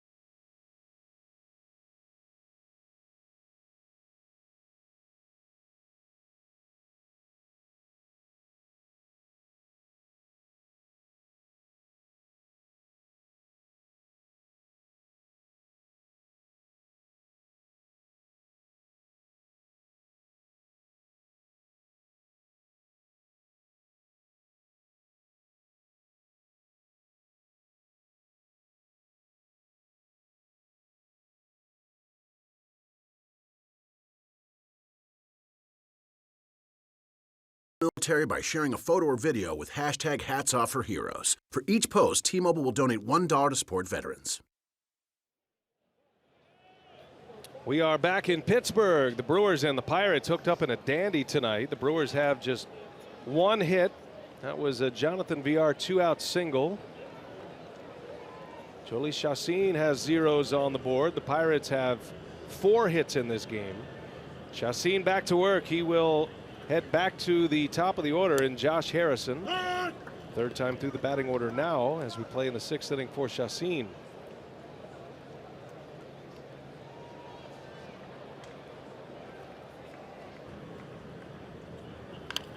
On the ground, foul. Harrison tonight has one of the 4 Pittsburgh hits. That was a single in the 1st inning. That's how the Pirates got started offensively. Chacin has been efficient despite starting last inning with 7 consecutive balls. He was able to get through the inning, only 3 batters. There's that quick release by Chacin. I like that quick release, not quick pitch, right, Brian? Quick pitch is illegal, Dan, and a show on MLB Network. Great sequence of pitching. Here it is right here. Abbreviated delivery. What it does, it makes a hitter like Josh Harrison react quickly. 0-2 pitch. Harrison in the air to left field right at Braun for the out. And one away for Jolie Chacin. A night for the pitcher tonight when Dan Plesac joins the broadcast. You know what? Terrific sequence of the pitching that last at bat by Jolie Chacin, too. In, out, up, and down. Good breaking ball away. Off the end of the bat, a semi-line drive out to left field. But really a kind of a Cliff Notes version of why Jolie's is 6-1 on the year, Brian. Terrific command of the strike zone, except for the 5th inning. Worked around a couple of 3-ball counts. He's been great. Fastball command has been there. Breaking ball command. He's flipped a couple of those split change-ups. He's been impressive. Easy to see why he's been the Brew Crew's most effective starter up to this point. Corey Dickerson now for the Pirates. The sequence to Harrison, Dan. This is a terrific sequence. First pitch breaking ball that he throws for a strike, and then here the out pitch, the breaking ball that's away. You see Chacin kind of looking at Harrison like, wow, how'd you even put lumber on that one? A terrific pitch.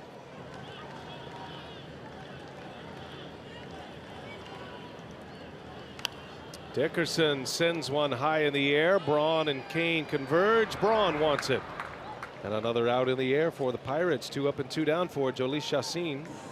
Making it look really easy. When you see a lot of front foot hitters out on front like Dickerson was on that last pitch, he's thrown just enough fastballs, Brian, to make them aware that 92, 93 mile an hour fastball, four-seamer, the good sinker. He's mixed in the breaking ball. He's throwing it for strikes.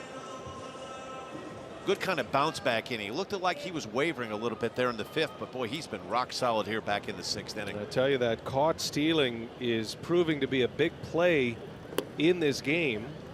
Think about it. The Pirates get their lead man on last inning on a 4-pitch walk, and then Mercer got ahead in the count 1-0, and then Polanco tries to steal second base. He pops up off the bag. So you're looking at, as it was called on the field, a runner at second and Mercer ahead in the count. Instead, Chassin got the call. It was overturned, and he is rolling along here. A 3 up, 3 down 6th inning. Retires the top of the order in order.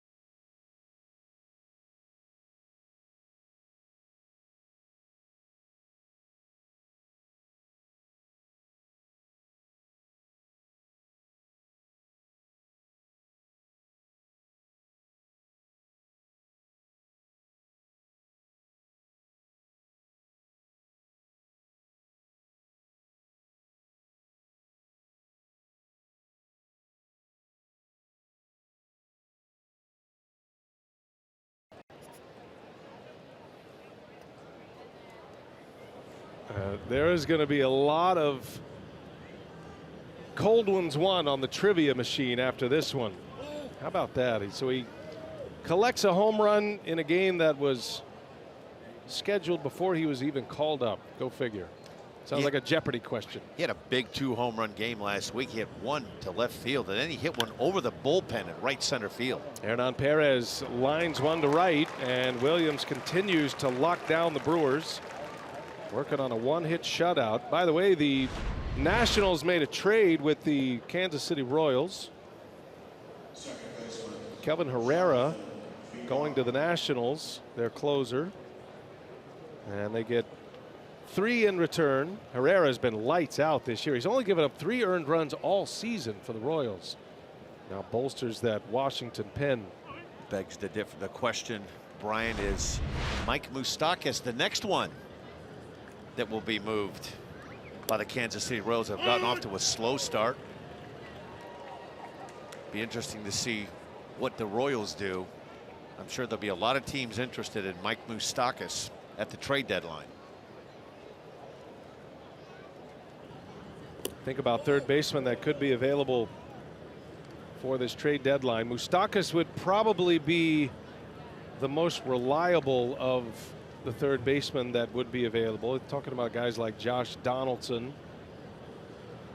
And I guess you could put Manny Machado in that group, even though he's a shortstop now. Villar lines out. Villar has the only hit for the Brewers. He hit that one right on the button, but right at the shortstop Mercer, and 2 men are gone despite 2 line drives from Perez and Villar. As you touched on, Trevor Williams rolling. This was the guy that the Buccos anticipated the month of April off to a flying start. His last handful of games have not been so good. 1 hit allowed so far as we're 2 outs into the 7th inning. Here is Erik Kratz. Kratz had the best opportunity to drive in some runs. He was batting with 2 outs and runners at second and third back in the 4th inning. Worked it into a full count, and then Williams hit the bottom of the strike zone and struck him out looking. Kratz took exception to the call. He thought it was low, but Williams has been hovering around the strike zone all night tonight. He has been excellent. Justine has matched him with zeros, though. Feels like a game where 1 swing of the bat will determine the outcome as we get into the late innings. And I think you'll always feel, with the depth that the Brewers have in their bullpen, particularly with Jeffers, Hader, and Knebel, that you get into a battle of 8th, 9th inning bullpen. My opinion, looking from the outside looking in, the Brewers bullpen second, and that's what you see a trade like the Nationals picking up a guy like Herrera. If you're a fan of the Brewers, you're like, well, okay, but it's a great thing when you have a lockdown bullpen like the Brewers do, that you're not searching for that guy in the 9th. Nice play by Harrison on the backhand, and he makes a play to get the out. Takes a hit away from Kratz. It's a 1-2-3 inning for Williams. It is stretch time in Pittsburgh.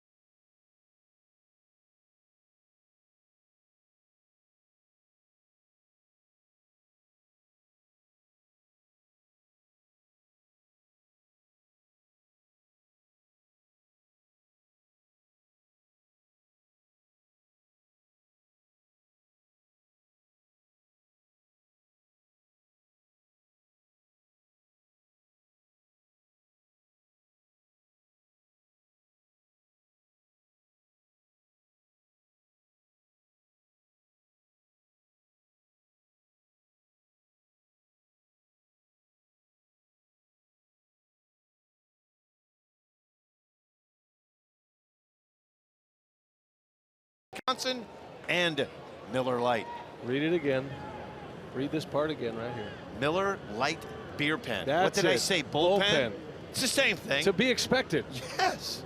There's a big difference between the bullpen and the beer pen. You think Rock has been to this place? Of course. The welcome mat? He's probably there right now. He's a nature guy. That's right down the road from the Lowe's Creek County Park. Nice. I can see Brock with his binocs like bird watching, right? Canoe it during the day. It's a line drive base hit. Colin Moran starts the inning with a single, and the first hit for the Pirates since the 4th inning.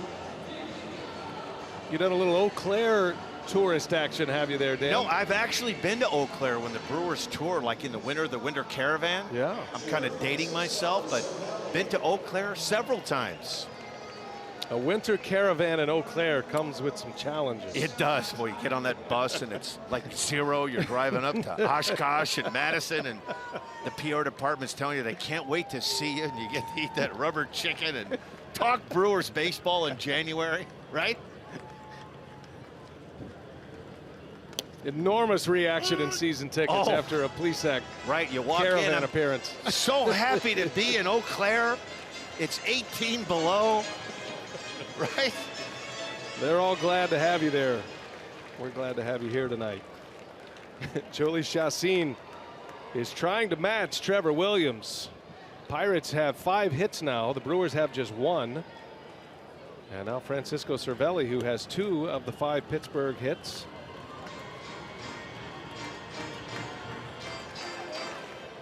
Cervelli is having a tremendous season. Not only is he throwing out base runners above 30%, he's hitting well, he's driving in runs, he has 9 homers this year. But he is a perfect double play candidate for Jolice Chacin, trying to get one on the ground.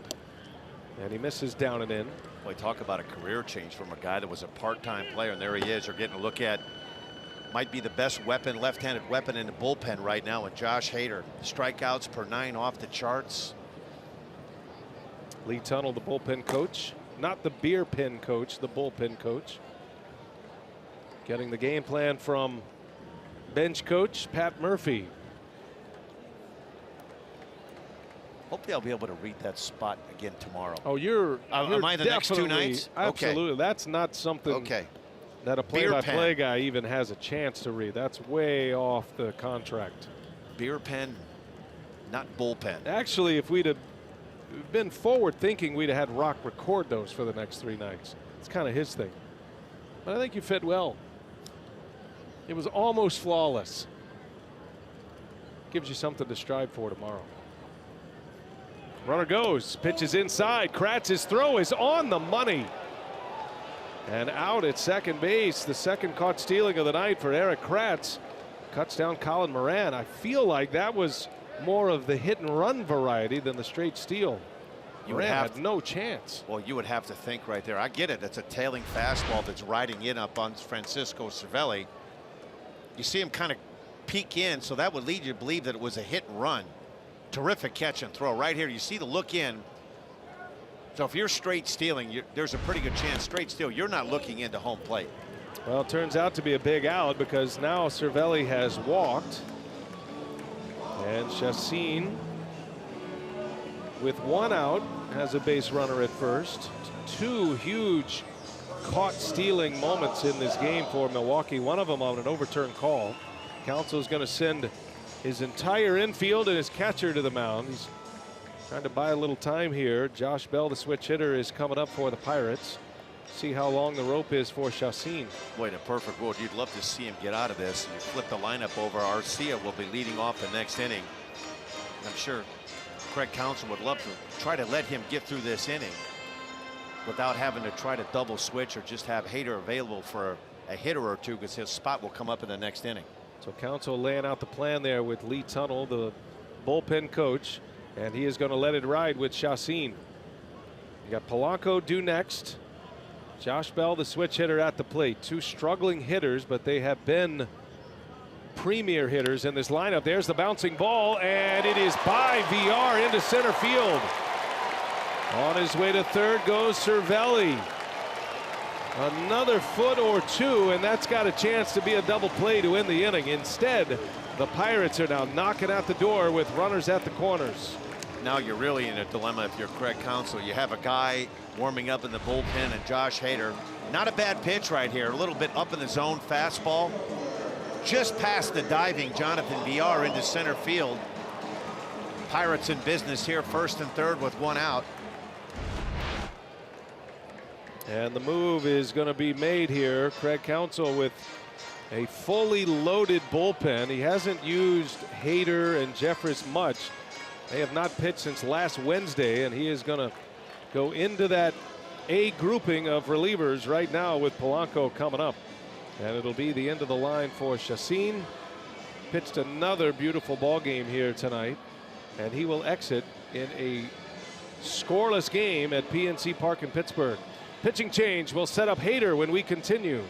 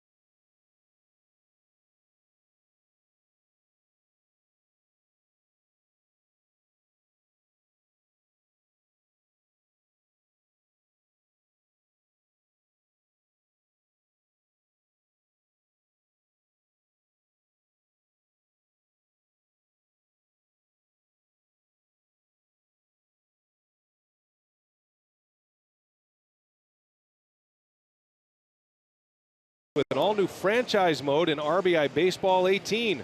Rated E for everyone. RBI Baseball puts you in control of all the action.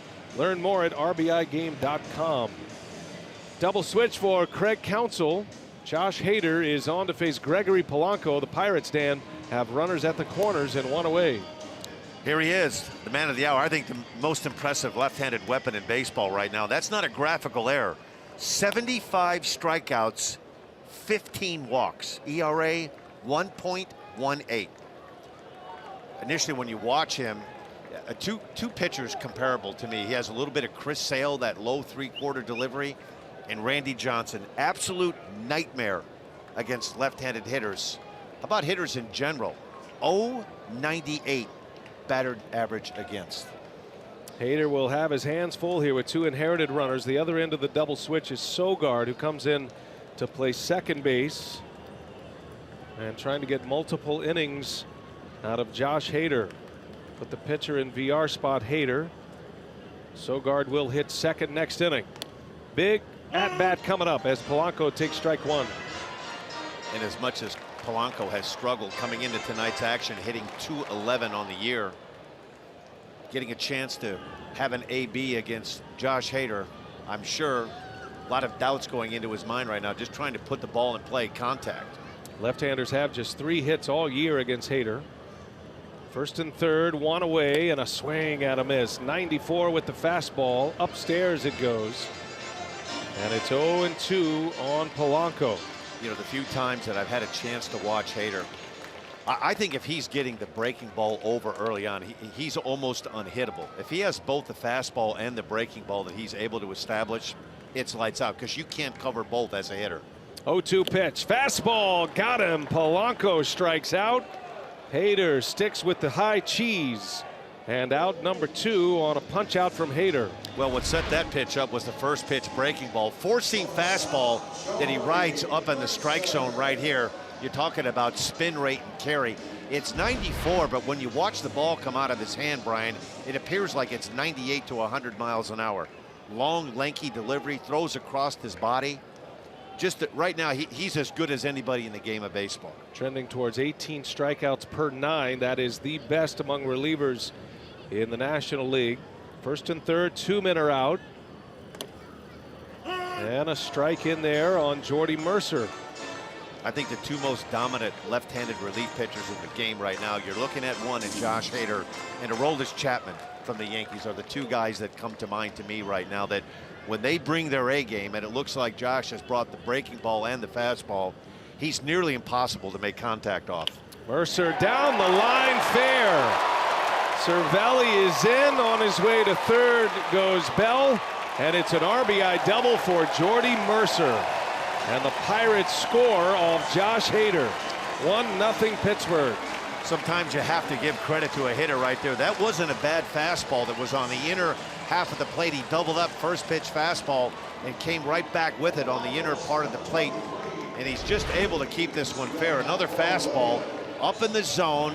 Good piece of hitting to keep his hands in. 94 miles an hour and just between the bag and third base. Perez was playing off the bag at third. The last thing the Brewers are expecting a right-handed hitter to do is to pull Josh Hader down the line. Mercer comes through, though, a big hit. David Freese will pinch hit for Trevor Williams. So the Pittsburgh starter goes 7 shutout innings, matching his career best. Had 7 shutout innings back on May 15th against the White Sox. And he is now in the winner's circle if the Pirates hang on. Freese pinch hitting, 2 outs, second and third. This is a big batter for Hader as Freese takes a ball. 2-0 the count.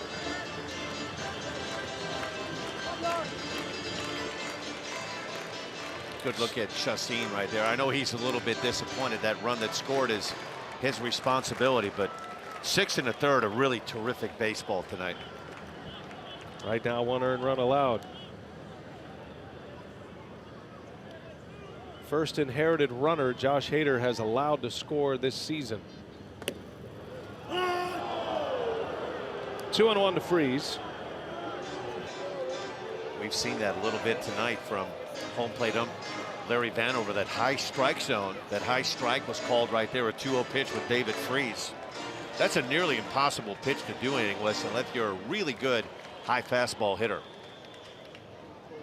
Freese likes to go the other way when he's at his best. He's trying to get his arms extended. The Brewers look like they're trying to pound him in. 2 balls and a strike. And a low fastball misses. 3-1 now to Freese. He's been an excellent pinch hitter for Clint Hurdle. Freese has lost the everyday job for now to Colin Moran. Hitting over 300 off the bench. Has 6 pinch hits this season. Counsell goes with his best reliever, but Jordy Mercer with an RBI double. Freese takes a ball. And now the bases are loaded. Hader struck out his first batter, faced Polanco, but a double and a walk, and now they are loaded up. Back to the top of the order in Harrison. And Derek Johnson is on his way to the mound. You know, at times, Brian, from being out there, you get into a situation like that, you give up that big base hit to Jordy Mercer, and you come in out of that bullpen and your heart's pumping and you've got this adrenaline going. You get the big strikeout of Polanco, and not to say that you feel like you're going to be able to get out of the inning. First pitch strike to Mercer, then he pulls the ball down the line. It's kind of like the air comes out of the balloon, and this is more of a talk, not necessarily about game planning, but just to let him kind of regroup. And it's such a it's the emotional roller coaster that you go through coming in out of the bullpen. You're anticipating for 7 innings coming into a game. You come into a tie game. You certainly want to pick up Justine, who was terrific for 6 1/3. You give up the base hit, the go-ahead run, and it's almost like you have to talk yourself back into getting back into that groove again, and it's not an easy thing to do. Well, Hader rarely comes into innings with men on base. Normally he starts innings when the Brewers have the lead. Counsell took a shot to get him in there with the bottom of the lineup coming up. Matter of fact, he'd only had 5 inherited base runners all year. He just gave up his first. So the bases are loaded up now with 2 outs. Back to the top of the order in Harrison, who is a very good fastball hitter. And that one's down and in. What a play by Kratz to save a run. I'm not sure how it missed Harrison, but Kratz, that big body catcher, able to get out and block one. This is another look at it right here. Breaking ball that he pulls into the ground. Great job there. Almost like a hockey goalie, that little glove save. It's like hitting a home run for a catcher that saves one for now. You know, you go back to the beginning of this inning and you try to look at one key at bat. the caught stealing, then the walk of Cervelli is really kind of what you look back at this inning right now for the Pirates. You catch a break on a caught stealing, and then the walk to Cervelli kind of set things up for this inning for the Pirates. There's only been one out recorded at the plate. That was the strikeout of Polanco. Pirates have 3 hits and 2 walks in this inning. They have scratched the first run across in the bottom of the 7th. 1-0 Pittsburgh. Bases loaded, 2 away. Hader in a 1-1 count against Josh Harrison, who's 1 out of 3 tonight. Hit the ball sharply his last time up, lined out. Hader deals. Harrison late, fouls it back, and it's 1-2. You wonder with a man on third right now if Josh is a little reluctant to go to that breaking ball. The first pitch was a great save by Kratz from a wild pitch. If you want to throw the breaking ball right here, it's probably the pitch to go to. You have to have a lot of confidence that Erik Kratz will be able to, if you execute it, a breaking ball that's down and in towards that back foot of Josh Harrison. Looking ahead to the Brewer 8th inning, it'll be Arcia, Sogard, and then Cain. 8, 9, and 1 coming up. Hader's got a handful here. Bases loaded. The 1-2 pitch down, and Kratz able to block that one. That one looked like a changeup. That Hader. almost looked like it was a little bit of a cross-up too, because if you'll, hopefully we'll get another look at it. I think he was anticipating a fastball away. Watch his reaction to this, that being Kratz. He's like looking for the ball away and almost he backhanded this pitch, where if that was a breaking ball that he was anticipating, he would have shifted his body over, Brian, and to be able to knock that down and catch it with the glove facing instead of the backhand snag. Well, it was a slider, but it was spiked into the ground. Another terrific play by Kratz. And now the count 2-2. You know Harrison is looking for the fastball. 2-2 on the way. Fastball misses inside. Now it is full, and now it is traveling time for the 3 runners on. This could be the ball game right here. The Brewers needed one anyway to win this game. Down 1-0. Bell, Mercer, and Freeze will be off with the pitch. Full count, 2 outs. Pirates leadoff hitter at the plate, and Harrison, as he does often in 3-2 counts, calls timeout. His version of icing the kicker.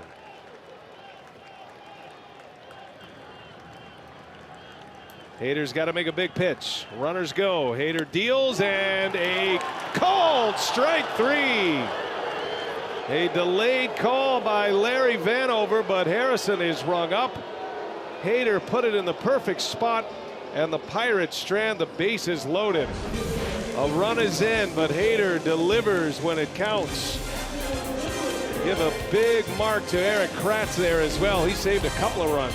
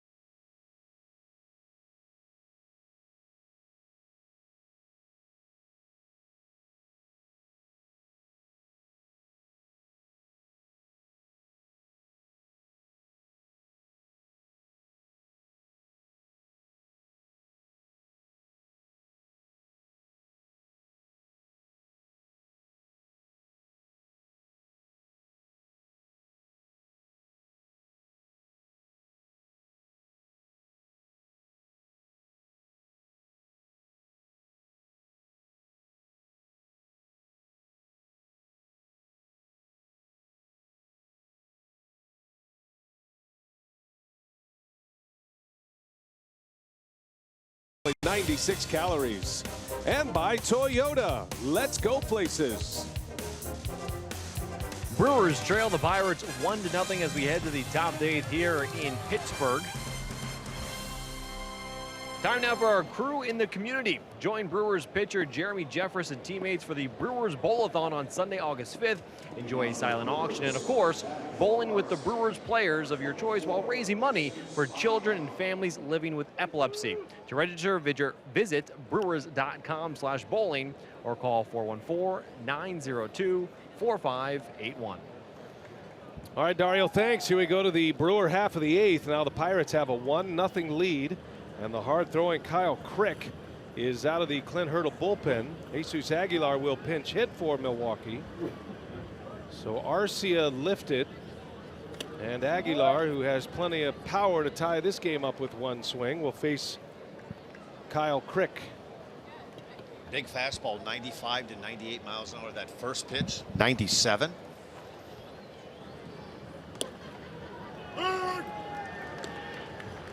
Got a good look at the breaking ball right there. Fastball slider guy. It's been pretty good against right-handers. They're hitting 184 on the season, 9 for 49. So his specialty getting the righties out. Well, this is a spot I'm sure Craig Counsell would like to use Travis Shaw, but he is out with a right wrist injury. They might try to get a couple of days out of Shaw to see if that wrist will recover without putting him on the DL. So playing a man short on the bench. Aguilar rolls over 1 to third, backhanded by Moran. Long throw is perfect, and Aguilar is out.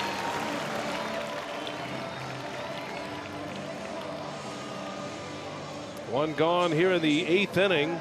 Pittsburgh pitching has now retired 11 consecutive Brewers. Can't say enough about the effort of Trevor Williams. He was starting to feel the heat playing here in the big leagues, and coming off 5 really poor starts. He answered with his best start as a major leaguer here tonight. 7 shutout innings, only 1 hit. Yeah, he was good, Brian. 96 total pitches, 61 for strikes, 14 of 25 first pitch strikes. It was more the version of the Trevor Williams that the Pirates saw in the month of April. He was really good tonight. Only hit for Milwaukee came in the 4th inning. Jonathan Villar had a single. The Brewers had 2 on in that 4th inning with 2 outs.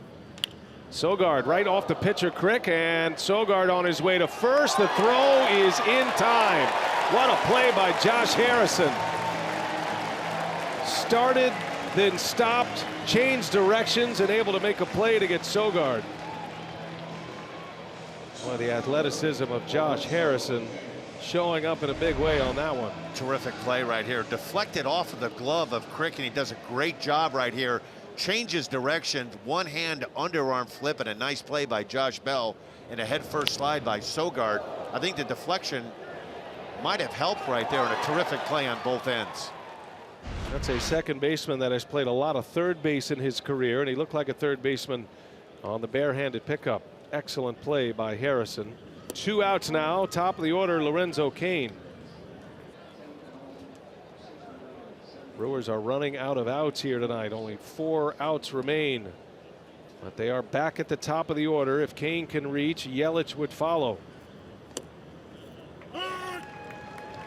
Crick just pouring that fastball in. 1 ball, 1 strike on Cain. He is 0 for 3 tonight.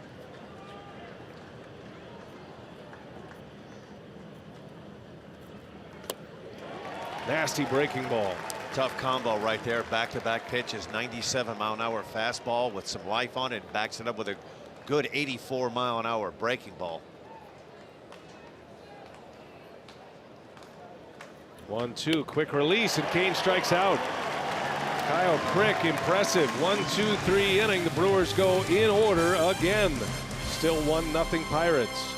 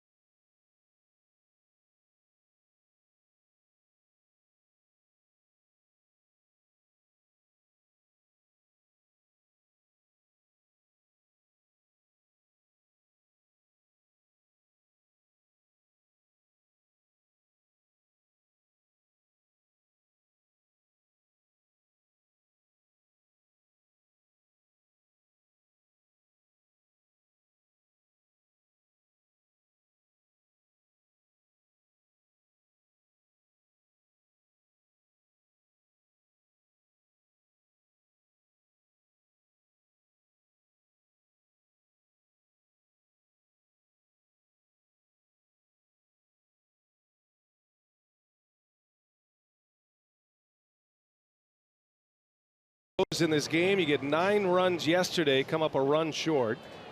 And tonight, the Pirates are shutting out the Brewers 1-0. Jacob Barnes will be next out of the bullpen for Craig Counsell. Another big arm for the Brewers, and there's more to this bullpen than Jeffress, Hader, and Knable. He's off to a flying start. Look at that ERA, 1.98. Big fastball, 97, 98 miles an hour. Good hard cutter and a slider to go along with it. Good 3-pitch mix. So Jacob Barnes will face Corey Dickerson, Starling Marte, then Colin Moran. 2, 3, and 4 in this Pittsburgh batting order. On the first pitch, a ground ball to short. Sogard's over there now. He makes a play for the out. Remember, Arcia was pinch hit for. Aguilar, who pinch hit for Arcia, stays in the game at third base. The biggest third baseman in the history of baseball. Those are the changes for the Brewers. Perez slides over to second. 1 pitch and 1 out for Barnes. He's trying to get the Brewers back to the dugout in the 9th, only down a run. The Brewers will be right in the heart of their order in the 9th inning.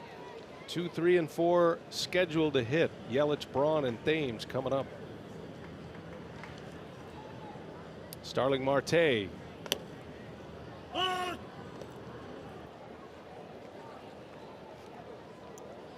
Everything Barnes throws moves away from a right-handed hitter, even his big fastball. Just the way it comes out of his hand. He was a football player coming up.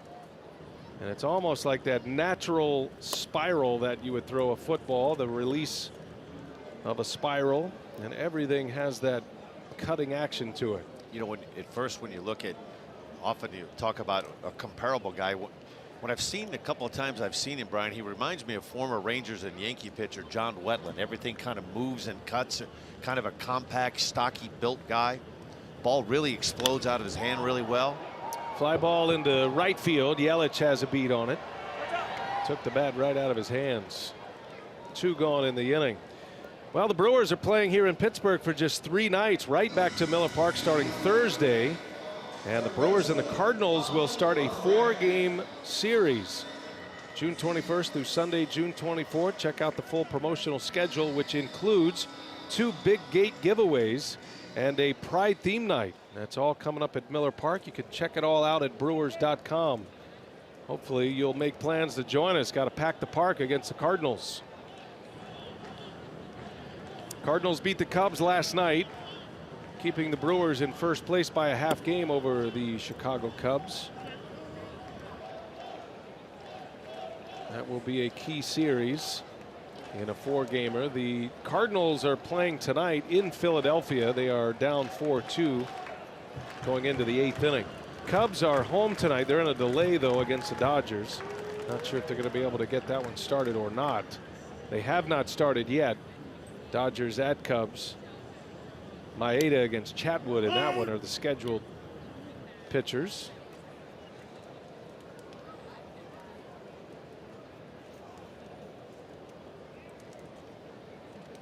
Pirates got a run in the 7th inning. It was an RBI double off the bat of Jordy Mercer. 2-out RBI double down the line against Josh Hader.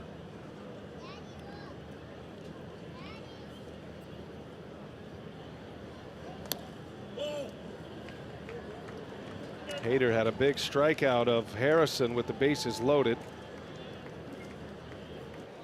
keeping the Brewers within a run. Brewers have always had a difficult time in Pittsburgh when you consider you're a home run hitting team. They don't come easily here. Thames way over, tough throw, and he hits Barnes on the money on the cover. Nice play by Eric Thames, and the side is retired. Barnes holds serve. The Brewers' last call. Yelich, Braun, and Thames coming up.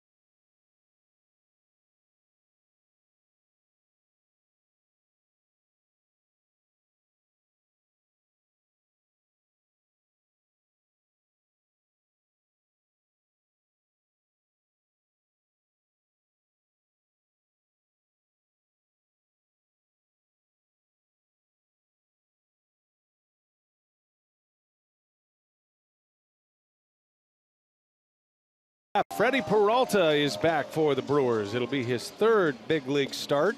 He'll match up against Jamison Tyone, power right-hander of the Pittsburgh Pirates. So you're going to get a look at the future, perhaps, of the Central Division. Tyone against Peralta. Tomorrow we're on the air at 5:30. Dan Plesac will be back with us, I think. I'll be here. You're enjoying yourself, I'm going to read you? the promo better tomorrow, too. I'm going to go home tonight. Hopefully I'll get a copy of that promo. I'm going to make sure that it is the beer pen and not the bullpen. Talking about Freddie Peralta, I happened to watch that game. How about making your debut at Coors Field? 13 strikeouts. Setting a Brewers franchise record in a debut. Our Badger Mutual Insurance play of the game. This was the difference maker. Jordy Mercer turning around a fastball from Hader and an RBI double in the 7th inning. The lone tally of this game. And now the Pirates have their closer on the mound, Felipe Vasquez, formerly known as Felipe Rivero, and he is an excellent, hard-throwing left-hander. Christian Yelich will lead off for the Brewers, then Braun, then Thames. So the Brewers have a couple of left-handers coming up. Remember, they've already used Aguilar to pinch hit. Sogard is in the game as well, off the bench for the Brewers. They do have Domingo Santana available.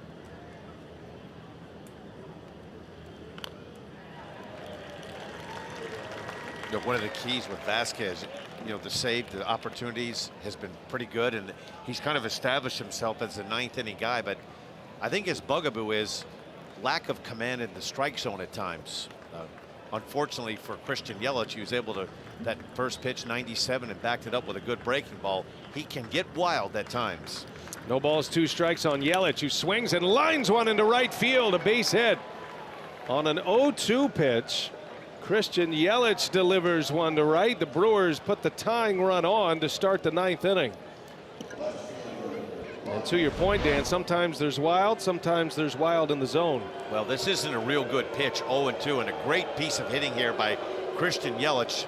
Not selling out on the fastball, but the off speed, the 83-mile-an-hour slider, he does a great job of getting the barrel to it and hitting it down that corner in the right field line. This is a really good hitter, and a terrific trade by the Brewers picking up Christian Yelich. Now Braun with a chance here. The Brewers bring the go-ahead run to the plate. Braun with 8 home runs on the year. His home runs have been big ones at times. Hit a key home run in San Diego and a walk-off home run at Miller Park earlier this season. Ryan is 0 for 3 tonight. He's always handled left-handers well. This is the one matchup that Counsell wants to have with a man on. He's got a left-handed hitter due next in Thames. And a swing and a miss. Big cut by Braun.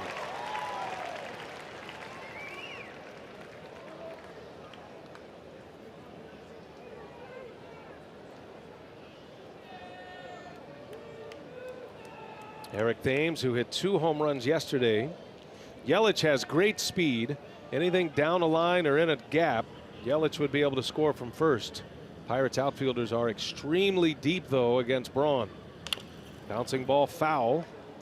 1 ball, 2 strikes now.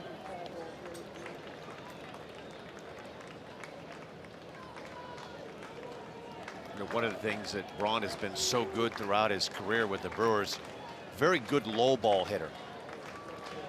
You have to really be careful throwing that breaking ball down and into him. I've always thought he was a much better low ball hitter than a high ball hitter. What makes this at bat so difficult, Brian, is he throws so hard that you have to almost go ahead and hit off of the fastball. If the breaking ball's down, you're in trouble. There's another fastball that he buries at 96 miles an hour. It's good play by Cervelli back there. Say 96 in the dirt. That is difficult for a catcher. Cervelli, a little pep talk for his pitcher. This is one of those fastballs that you throw, but you really don't want to throw. You get the fastball sign from Cervelli. He kind of spikes this one right into the ground at 96 miles an hour. That look by Cervelli would lead you to believe he crossed him up. because you don't see catchers go to block pitches on fastballs in the dirt. And he made a trip out to the mound, which is, and you saw the smile on the face, which would lead me to believe that you might be right there, Brian. Well, it is a big play because it keeps the tying run out of scoring position. 2-2 the count on Ryan Braun. Felipe Vasquez, the Pittsburgh closer, deals, and Braun fouls it away in and out of the glove of Cervelli. It's not a skill play for a catcher. It's either in the mitt or not. And Cervelli couldn't hang on to it. Gives Braun new life.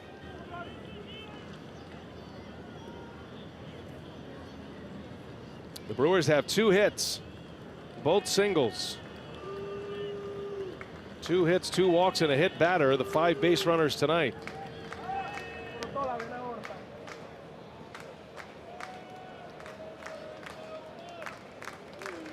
Probably won't see Yelich try to steal with Braun at the plate. You might see it with Thames, though.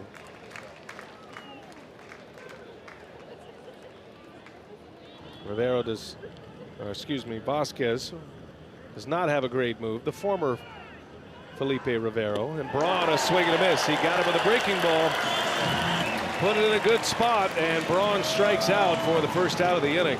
Much like Josh Hader's done this year, that breaking ball down and in. It looks so inviting when you throw this hard. That down and in breaking ball. A terrific pitch. You just, when you throw as hard as he does, as Vasquez does, 97 to 98 miles an hour, you have to go up there hitting off the fastball, and you make yourself at times vulnerable to that breaking ball that's down and in. Tough matchup here for Eric Thames. Hunting a mistake as Thames takes a strike on the outside corner. 97 on the black. That's the Hall of Fame spot out there. Right at the knees, right on the edge of the plate. Might have got a call too.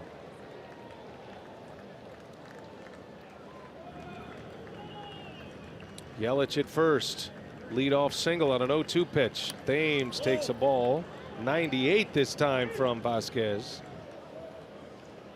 The splits for Eric Thames this year. He's hitting .222 against lefties. Still looking for his first homer and RBI. This would be a good spot for both. Hit 2 bombs yesterday over 400 feet. Tough matchup. 1-2 the count now. Another good fastball with some cutting action on it. 97 miles an hour. You can tell by the late movement.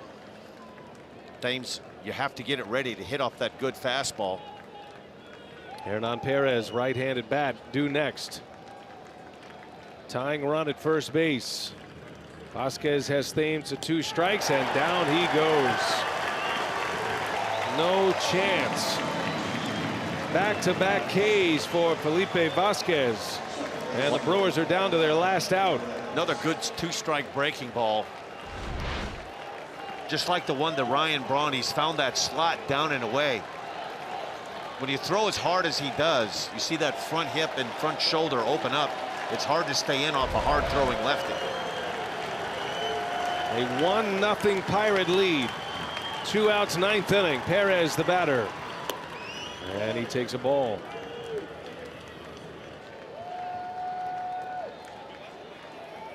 Hernan's been one of the hotter hitters the Brewers have had. Back in the lineup starting at third base to start this game. He has since moved over to second base. Go ahead run at the plate for Milwaukee in the 9th. Perez late, fouls it away. 1 ball, 1 strike.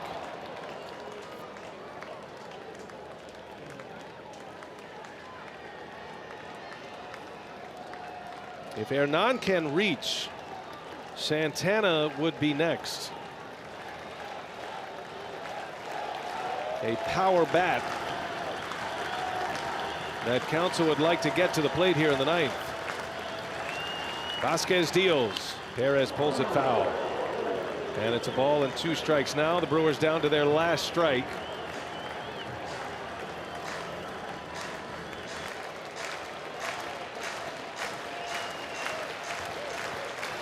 Got a save on Friday night against the Reds, did Vasquez.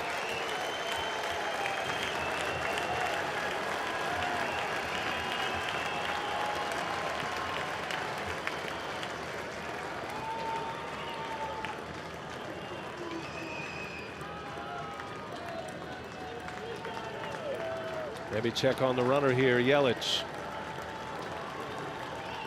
A step-off move.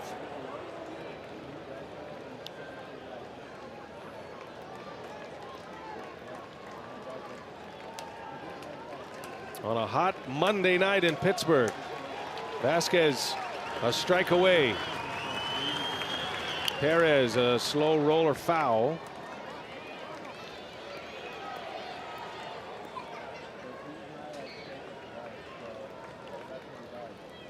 Hernan typically a good two-strike hitter. He's always willing to shorten up, try to put the ball in play. Got that compact swing.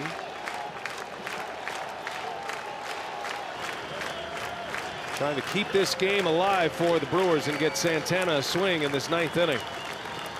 Another 1-2 pitch and a swing and a foul. He went up the ladder and got it.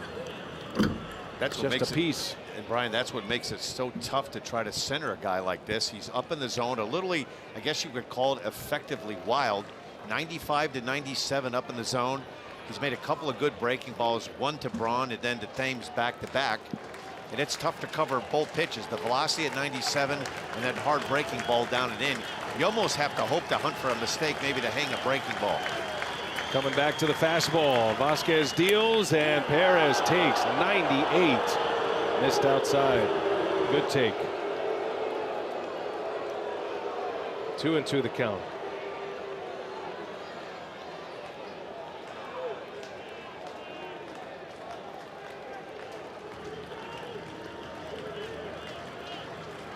Reset it.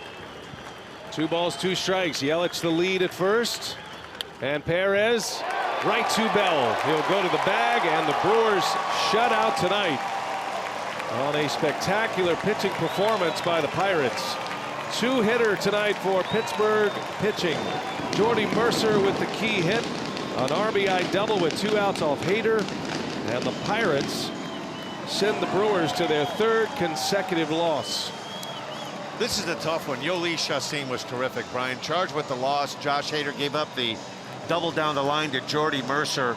The 6 1/3 scoreless until he was taken out of the game, and Chassin was as good as I've seen him all season long. He was terrific tonight. Tough one to take tonight. The Brewers drop the opener of this series 1-0. Time for Brewers Live. We check in with Craig Kashawn. He is standing by back in our Fox Sports Wisconsin studios. Craig?